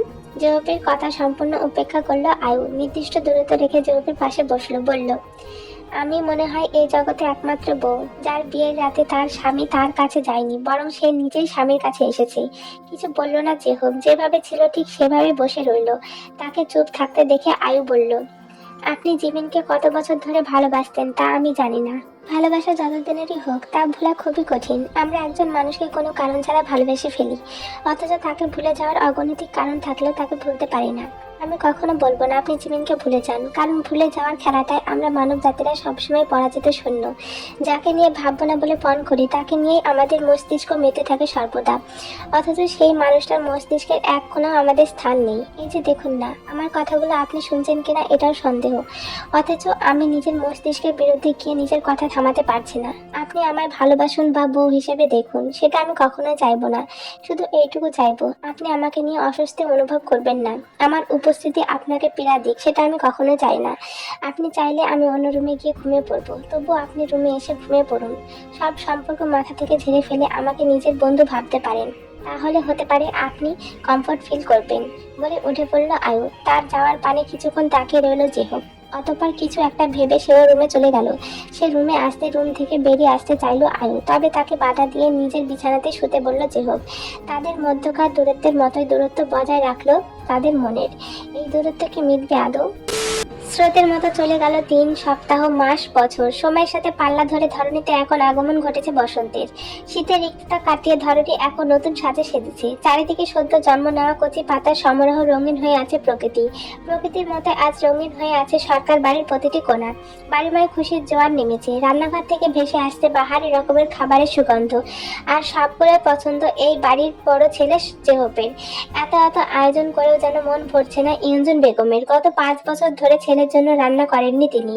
সবকিছুই তুচ্ছ মনে হচ্ছে তার। পাশে দাঁড়িয়ে শাশুড়ির কাণ্ড কারখানা দেখছে আয়ু। মুখের ভাষা হারিয়ে ফেলেছে সে। পুরো টেবিল জুড়ে খাবারের গাদাগাদি, অথচ তার শাশুড়ি এখনো জিজ্ঞাসা করছে এগুলো কম হলো কিনা। এই প্রশ্নের জবাবে আদৌ কিছু বলার আছে তার? আম্মু, জিহো পেশে পড়েছে, আর মাত্র ঘন্টাখানেক লাগবে আসতে। তোমার জামাই মাত্রই ফোন করে বলল। সিঁড়ি দিয়ে নামতে নামতে মায়ের উদ্দেশ্যে বলল রোজ। তারপর আয়ুর দিকে তাকিয়ে অবাক হয়ে বলল, আরে আয়ু, তুমি এখনো এই বেশি আছো? তোমাকে না বললাম একটা নতুন শাড়ি পরতে? যেও এক্ষুনি এসে পড়বে, যাও বলছি। ননদের কথায় আর দেরি না করে বাধ্য মেয়ের মতো নিজের রুমে চলে গেল আয়ু। এমনিতেও সে নিজে থাকতে পারবে না। জেহপের আসার সময় যত এগিয়ে আসছে তত অশান্ত হয়ে উঠছে তার মন। সে চেয়েও নিজের মনের ভেতরে চলা তোলপাড় থামাতে পারছে না। এমন না হয় জেহপকে দেখে সে সবার সামনে কেঁদে দেয়। তাই সেখানে আর না থাকাই ভালো। আর জেহবের সামনে সে কখনোই নিজের দুর্বলতা প্রকাশ করতে চায় না। বিয়ের 1 মাস পরে জেহব পাড়ি জমিয়েছিল দূর প্রবাসে। সেখানে গিয়ে প্রথম কয় মাস তো তার সাথে কথাই বলেননি। মাঝে মাঝে ইয়ঞ্জন বেগমের ফোন থেকে একটু একটু কথা হতো, তাও ইয়ঞ্জনের কথাই। সেই অসহ্যকর দিনগুলো তো দিব্যি মানিয়ে নিয়েছিল সে। আর এখন তো জেহবের সাথে তার সম্পর্ক অনেকটা ঘনিষ্ঠ। যদিও জেহবের দিক থেকে সেই ঘনিষ্ঠতা নিতান্তের বন্ধুত্বের দিক থেকে, তবুও সেটারই অনেক মূল্য তার কাছে। নিজের সুপ্ত ভালোবাসা চিরজীবন বহন করে পড়তে রাজি সে। তবে জেহবের থেকে দূরত্ব বাড়াতে সক্ষম নয়। সে তো নিজেই বলেছিল কখনো ভালোবাসা চাইবে না। তাহলে এখন কি করে সেই দাবি নিয়ে জেহবের সামনে যাবে সে? আচ্ছা, এতগুলো বছরে কি ওনার মনে একটু ভালোবাসা জন্মায়নি আমার জন্য? আর কত বছর এভাবে তার ভালোবাসার অপেক্ষায় কাটাতে হবে? আদৌ কি এর অপেক্ষার অবসান ঘটবে? এই এতগুলো দিন প্রতিনিয়ত কথা বলার পরেও কি একটু মায়া জন্মায়নি ওনার মনে? না হোক তা ভালোবাসার কথা, একটু অন্তত মায়া কি জন্মায়নি? কই, সে তো ওই একদিনের 1 মিনিটের একটা ভয়েসের মধ্যে এখনো আটকে আছে। এই ইউনমিন, তুমি এখানে কি করছো? বাবার কণ্ঠে মাথা ঘুরে তার দিকে তাকালো 4 বছরের ছেলে ইউনমিন। মুখে শিশুসুলভ হাসি ফুটিয়ে বলল, একটু হিসু দিচ্ছি। ঘরে ওয়াশরুম থাকতে তুমি বাইরে কেন এসব করছো? ঘরে হিসু দিয়ে মজা পাই না আব্বু। চিপাই চিপাই হিসু দেওয়ার মজাই আলাদা। নিজের ছেলের এমন আশ্চর্যজনক কথায় চোখ ছোট ছোট করে তার দিকে চাইল সুগা। সে জন্মের পর থেকে ছেলেকে শুদ্ধ ভাষা শেখাতে চাইছে, অথচ এই ছেলে তার ছোট সাঙ্গুপাঙ্গুদের সাথে চলে এসব ভাষায় ব্যবহার করে। না করলেও কথা শোনে না। 1 নম্বরে ঘাটতারা হয়েছে। মাত্রই কলেজের ক্লাস কোচিং সব করে বাসায় ফিরেছে সে। তাই আর কিছু না বলে বাড়ির ভেতরে চলে গেল। বাবা যেতে বাড়ির পেছনে মাঠে বন্ধুদের সাথে খেলতে চলে গেল ইউনমিন। দিনের বেশিরভাগ সময় সেখানে কাটায় সে। 1000 টাকাও ঘরে আনা যায় না তাকে। বন্ধু তোমার প্রেমে বুক ভাসাইয়া জীবন পেরেশান, আরে লাভের গড়ি পিঁপড়ে খালো হইল যে লোকসান। অলস ভঙ্গিতে বিছানা ঝাড়তে ঝাড়তে গুনগুন করে গানের দুটো লাইন বলল কি বলল না, তার আগে পেছন থেকে তার গান মাঝপথে থামিয়ে নিজের মতো করে লাইনগুলো বলে উঠল সুগা। বিয়ে করে হায়রে সুখ নাই রে নাই রে, মন পড়ে পড়ে পাবনা বধুরে। লে খেলা, এবার শুরু হবে ওদের সেই নিত্যদিনের যুদ্ধ। আর সবসময়ের মতো সেই যুদ্ধে জয়ী হবে জিমিন। আর যদি কোনো মতে সুগা তাকে হারিয়ে দেয়, তাহলে সেদিন জিমিনের কাছে ঘেঁষা তার জন্য প্রলয়ঙ্কারী ঝড়ের মধ্যে হেঁটে চলার মতো দশা হয়। তাই ইচ্ছে করে নিজের হার মেনে নেয় সে। মূল কথা, সে জিমিনকে রাগাতে এসব করে। জিমিনও রেগে বোম। এই যে এখন একই অবস্থা তার। আমাকে বিয়ে করে আপনার জীবনে সুখ নাই, আমার প্রেমে পড়ে তোমার জীবনে পেরেশান। আমি কি সেটা আপনাকে মিন করে বলেছি? আমি জাস্ট গান গেয়েছি। আমিও তাই। বান্দর লোক, আপনি আমাকে বোকা মনে করেন? সুগাকে ধাক্কা মেরে পড়ল জিমিন। তার ধাক্কায় 1 ইঞ্চিও নড়ল না সুগা। ভ্রু উঁচে বলল, তুমি বুঝি কখনো চালাক ছিলে? রাগান্বিত শরীরে সুগার অপমান কাটা গায়ে রুনে ছিটার মতো কাজ করলো জিমিনের। সে হাতে থাকা ঝাড়ুটা ছুঁড়ে ফেলে দিয়ে আঙুল তুলে বলল, আগামীকাল আমাদের বাড়িতে গেলে আমি আর ফিরেই আসবো না এখানে। আপনি থাকেন সুখে, ওকে? গা ছাড়া ভাব নিয়ে উত্তর করলো সুগা। রাগে দুঃখে অপমানে এবার কান্না পেল জিমিনের। তবে সে কাঁদবে না এই বদমাইশ লোকের সামনে। কান্না লোকাতে দ্রুত পায়ে রুম ছাড়তে নিলে তাকে থামিয়ে দিল সুগা। হ্যাচকা টানে জিমিনকে একদম কাছে নিয়ে এলো নিজের কানের কাছে ফিসফিস করে বলল, তুমি ফিরে না আসলে তোমাদের ওখানেই ঘর জামাই থেকে সুখে সংসার করব। তাই তুমি ফিরে না আসলেও চলবে। বলে কোলে তুলে নিল জিমিনকে। বউকে বুকে নিয়ে বিছানায় শুতে নেবে তখনই খাটের মাথায় বাড়ি খেয়ে ব্যথায় চোখ মুখ বুজে ফেললো সুগা। সাথে সাথে মৃদু আর্তনাদ করে উঠল জিমিন। বলল, ব্যথা পেয়েছেন? না রে বউ, অনেক আরাম পাইছি। এমন মুহূর্তে তার কথা গেল না তার। অন্য সময় হলে রেগে যেত জিমিন, এই বেলায় তার কথা হেসে ফেললো। তাকে হাসতে দেখে চোখ ছোট ছোট হয়ে গেল সুগার। বলল, খুব হাসি পাচ্ছে না? না, খুব কান্না পাচ্ছে, তবে চোখে পানি আসছে না। বলে সুগার মাথা ডলতে ডলতে হাসতে লাগলো। সুগা হেসে দিল তার কাণ্ডে। প্রতিবারের মতো ঝগড়া শেষে হাসিটাই বজায় রইল তাদের মুখে। এই দাঁড়াও দাঁড়াও, চলো একটা গেম খেলা যাক। এই পার্টের মধ্যে এই স্টোরিটার আসল নাম উল্লেখ করা আছে, তো চলো কতজন সেটা গেস করতে পারে দেখা যাক। ড্রয়িং রুম জুড়ে শোরগোল পড়ে আছে। জেহবকে ঘিরে দাঁড়িয়ে আছে বাড়ির সকল সদস্য। সবার ভিড়ে জেহব কাঙ্ক্ষিত একটা মুখ দেখতে না পেয়ে কিছুটা অবাক হলো। তবে কিছু না বলে সবার প্রশ্নের উত্তর করতে লাগলো। রুমে ঘাপটি মেরে বসে আছে আয়ু। নিচ থেকে ভেসে আসছে সবার কণ্ঠ। সবার মধ্যে একটি স্বরই প্রভাবিত করছে তাকে। সেই কণ্ঠের মালিককে কাছ থেকে দেখার বড্ড ইচ্ছে জাগলেও তা দমিয়ে রুমের মধ্যে নিজেকে আটকে রেখেছে সে। জেহব আসতেই ইয়ঞ্জুন তাকে ডেকেছিল, তবে সে নিচে যায়নি। উপর থেকে দরজার ফাঁক দিয়ে এক নজর দেখেছে সেই মানুষটিকে। সবার একই ঘ্যান ঘ্যান শুনতে শুনতে বিরক্ত হয়ে যাচ্ছে জেহব।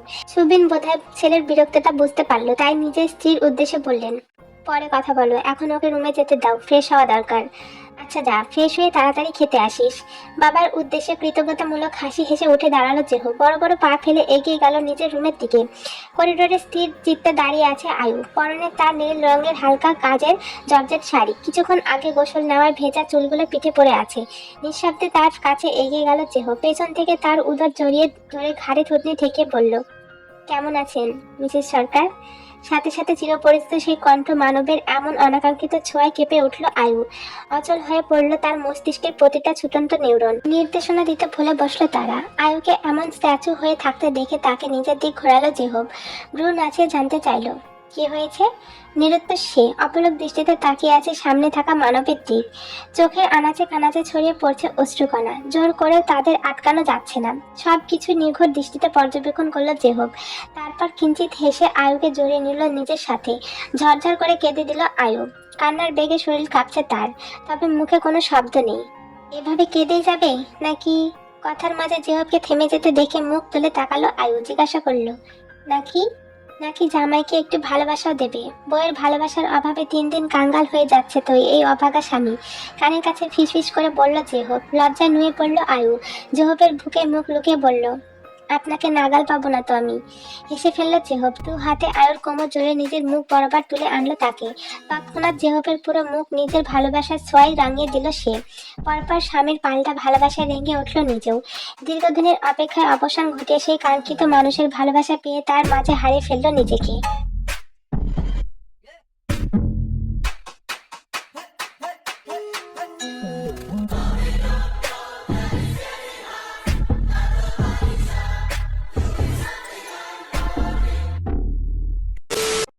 জীবন ভবন। ড্রয়িং রুমের সোফায় ডজন ডজন পুতুল নিয়ে বসে আছেন জিন বেগম। তার সামনে বসে থাকা 18 মাসের শিশুটি একটা একটা করে পুতুল রাখছে তার কাছে। এক্ষুনি রাখছে, আবার এক্ষুনি নিয়ে নিচ্ছে। এভাবে তার সাথে খেলে হেসে কুটিকুটি খাচ্ছে শিশুটি। নাতনির কাণ্ডে ভদ্র মহিলা নিজেও হেসে যাচ্ছেন অনবরত। বাবা আসছে না কেন দাদি? পুতুল রেখে সোফায় গা এলিয়ে মন খারাপ করে বলল দেখো কি। তাকে মন খারাপ করতে দেখে পুতুলগুলো সাইডে রেখে তাকে কোলে তুলে নিলেন জিন বেগম। বললেন, বাবা এক্ষুনি এসে পড়বে, তুমি দাদির সাথে খেলো। তার কথায় তেমন মন ভালো হলো না। দেখো কি বলল, খেলবো না, বসে থাকি, বাবা আসবে। উত্তরে কিছু বললেন না জিন বেগম। নাতনিকে কোলে নিয়ে বসে রইলেন। তিনি জানেন বাবা না আসা অবধি এই মেয়ের মন আর ভালো হবে না। এমন বাবা পাগল মেয়ে সে আগে কখনো দেখেননি। সব মেয়েদেরই বাবার প্রতি একটু টান থাকে বেশি, তবে তেকুকির ক্ষেত্রে ব্যাপারটা ভিন্ন। যেখানে সব বাচ্চাদের কথা বলা শুরু হয় মা শব্দের মধ্য দিয়ে, সেখানে তেকুকির বলে ফুটেছিল বাবা শব্দের মধ্য দিয়ে। বাবা ডাক শেখার পর জাঙ্কুক তাকে মা ডাক শেখাতে গেলে বাবার সাথে মিলিয়ে মামা ডেকে বসতো সে। তাই বাধ্য হয়ে মাম্মাম ডাক শেখানো হয়েছে তাকে। প্রথম প্রথম মামাম ডাকলেও এখন মাম্মাম বলেই ডাকতে পারে। জাঙ্কুক তো মেয়ের দুনিয়াতে আসার আগেই মেয়ের জন্য পাগল ছিল। দুনিয়াতে আসার পর মেয়ের ভালোবাসায় সেই পাগলামি আরো বেড়ে গিয়েছে তার। আর বাড়ির সবাই শুধু মুগ্ধ নয়নে তাদের বাবা মেয়ের ভালোবাসা দেখে।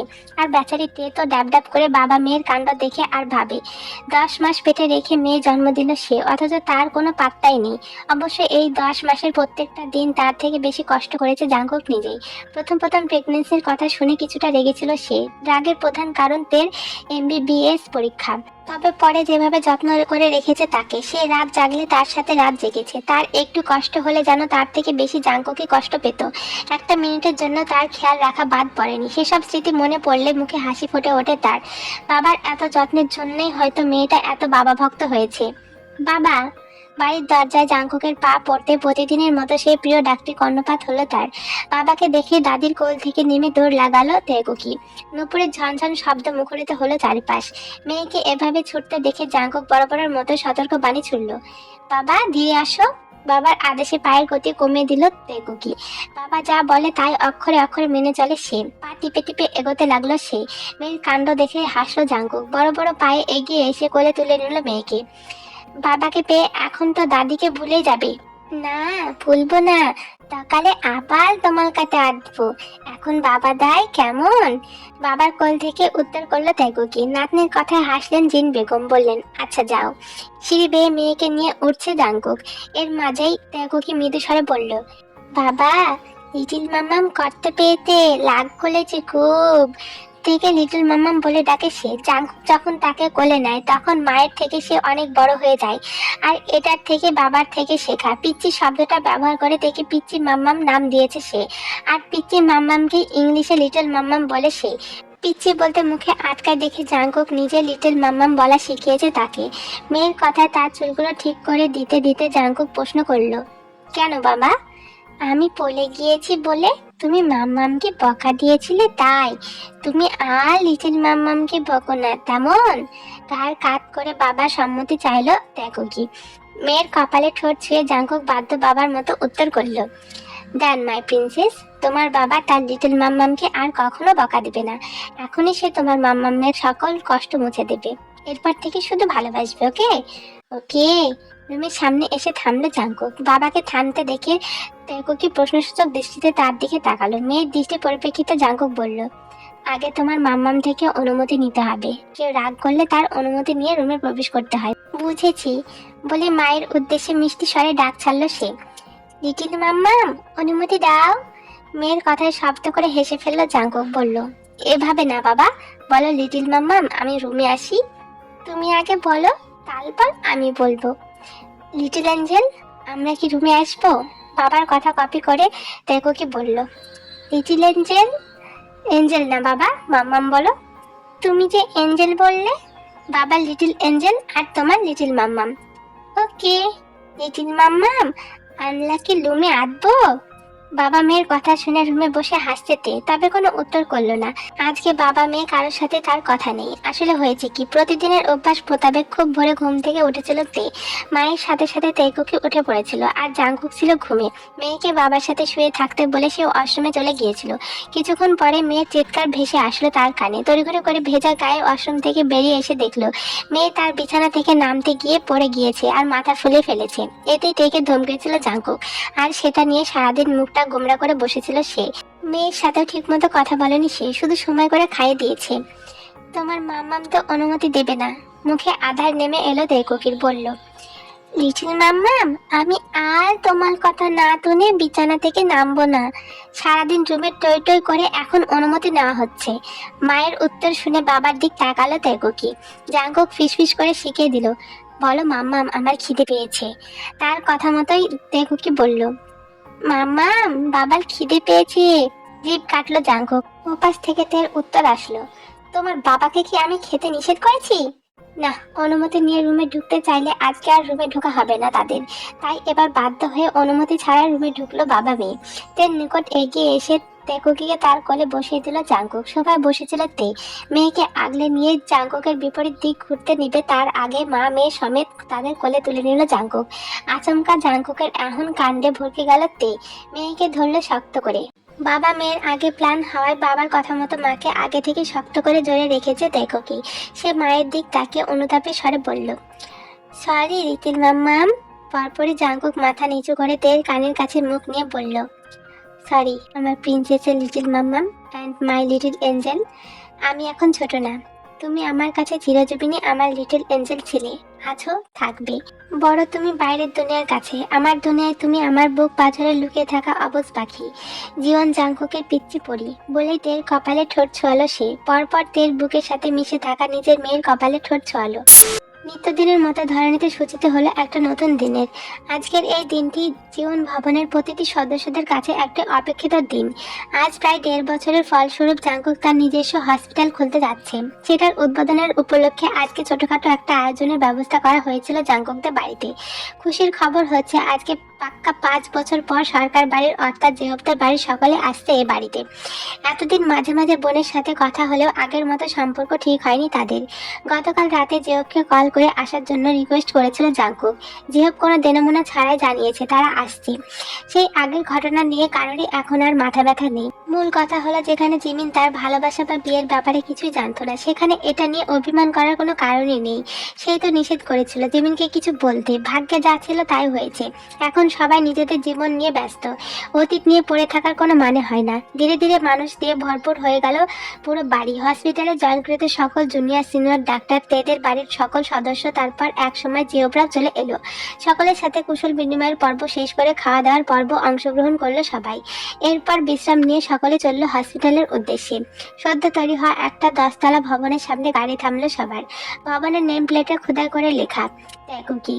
জাঙ্কুক ও তের নামের প্রথম অক্ষর দিয়ে সৃষ্টি তেকুকি। নামের মাঝে সুপ্ত আছে পুরো একটা পরিবারের নাম। গাড়ি থেকে নেমে জাঙ্কুক তের থেকে মেয়েকে নিল। বাবাকে পেয়ে তার কোলে লাফ দিয়ে উঠে গেল সে। এতক্ষণ জাঙ্কুক ড্রাইভিং করছিল, বিদায় মায়ের কাছে ছিল সে। ভবনটির গেটের সামনে একটা লাল রঙের ফিতা টানানো, সেটার নিকট এগিয়ে গেল তারা। অতঃপর 3টি হাতের মাধ্যমে কাটা হলো সেই ফিতাটি। চারপাশে মুখরিত হলো শুভেচ্ছা বাণী। পুরো পরিবার ও গেস্টদের নিয়ে এক পর্যায়ে ভবনটিতে প্রবেশ করলো জাঙ্কুক। সকল ডাক্তারদের মতো তের গায়েও ডাক্তারি অ্যাপশন। সে এখন একজন এমবিবিএস ডাক্তার। মা বাবার গায়ে একই পোশাক দেখে তেকুকি বলল, লিটল মাম্মামকে বাবার মতো লাগছে। চুন্দল চুন্দল পোশাক, চুন্দল চুন্দল বাবা মাম্মাম। মেয়ের কথায় হেসে উঠল জাঙ্কু করতে। হেসে ফেললো আশেপাশে থাকা সকলেই। তাদের এমন সুন্দর বন্ধন দেখে এবার মনের মধ্যে থাকা প্রশ্নটা দমে রাখতে পারলো না অন্য ডাক্তারগুলো। একজন মুখ ফুটে জিজ্ঞেস করেই ফেললো, স্যার, আপনাদের লাভ ম্যারেজ নাকি অ্যারেঞ্জ ম্যারেজ? প্রশ্ন শুনে হাসি থামালো জাঙ্কুক। প্রশ্নকর্তার দিক তাকিয়ে মুচকি হাসলো সে। পরপর তের দিকে তাকে ভরাট স্বরে বলে উঠল, বোথ আর নট। ও আমার জীবনে ধেয়ে আসা সে আকস্মাৎ প্রণয়, যার উপস্থিতিতে ভালোবাসার খাতায় নাম লিখিয়েছে আমি নামক এই গম্ভীর পুরুষ। সকলে অবাক নয়নে তাকালো জাঙ্কুকের দিক, বিস্ময় নিয়ে উচ্চারণ করলো, আকস্মাৎ প্রণয়? তবে আর কিছু জিজ্ঞাসা করলো না তারা। মনের মাঝে হাজার প্রশ্ন উকি দিলেও অন্যের পার্সোনাল জীবন নিয়ে প্রশ্ন করতে ইচ্ছুক হলো না। এইদিকে সবার মুখে আকস্মাৎ প্রণয় শব্দটা শুনে সেটা মাথায় গেঁথে গেল তেকুকির। সে ছোট ঠোঁট নাড়িয়ে আওড়ালো, আকস্মাৎ প্রণয়? ইয়া মাই প্রিন্সেস। তের হাত ধরে নিজেদের কেবিনের দিক এগিয়ে যেতে যেতে মেয়ের কথার উত্তর করলো জাঙ্কুক। বাবা মেয়ের কাণ্ড দেখে হাসলো তে। মা বাবাকে হাসতে দেখে উৎসাহ পেল তেকুকি। আবারও তার মিষ্টি স্বরে ধ্বনিত হলো একই শব্দ, যা চার দেওয়ালের মাঝে প্রতিধ্বনিত হতে লাগলো বারবার, আকস্মাৎ প্রণয়।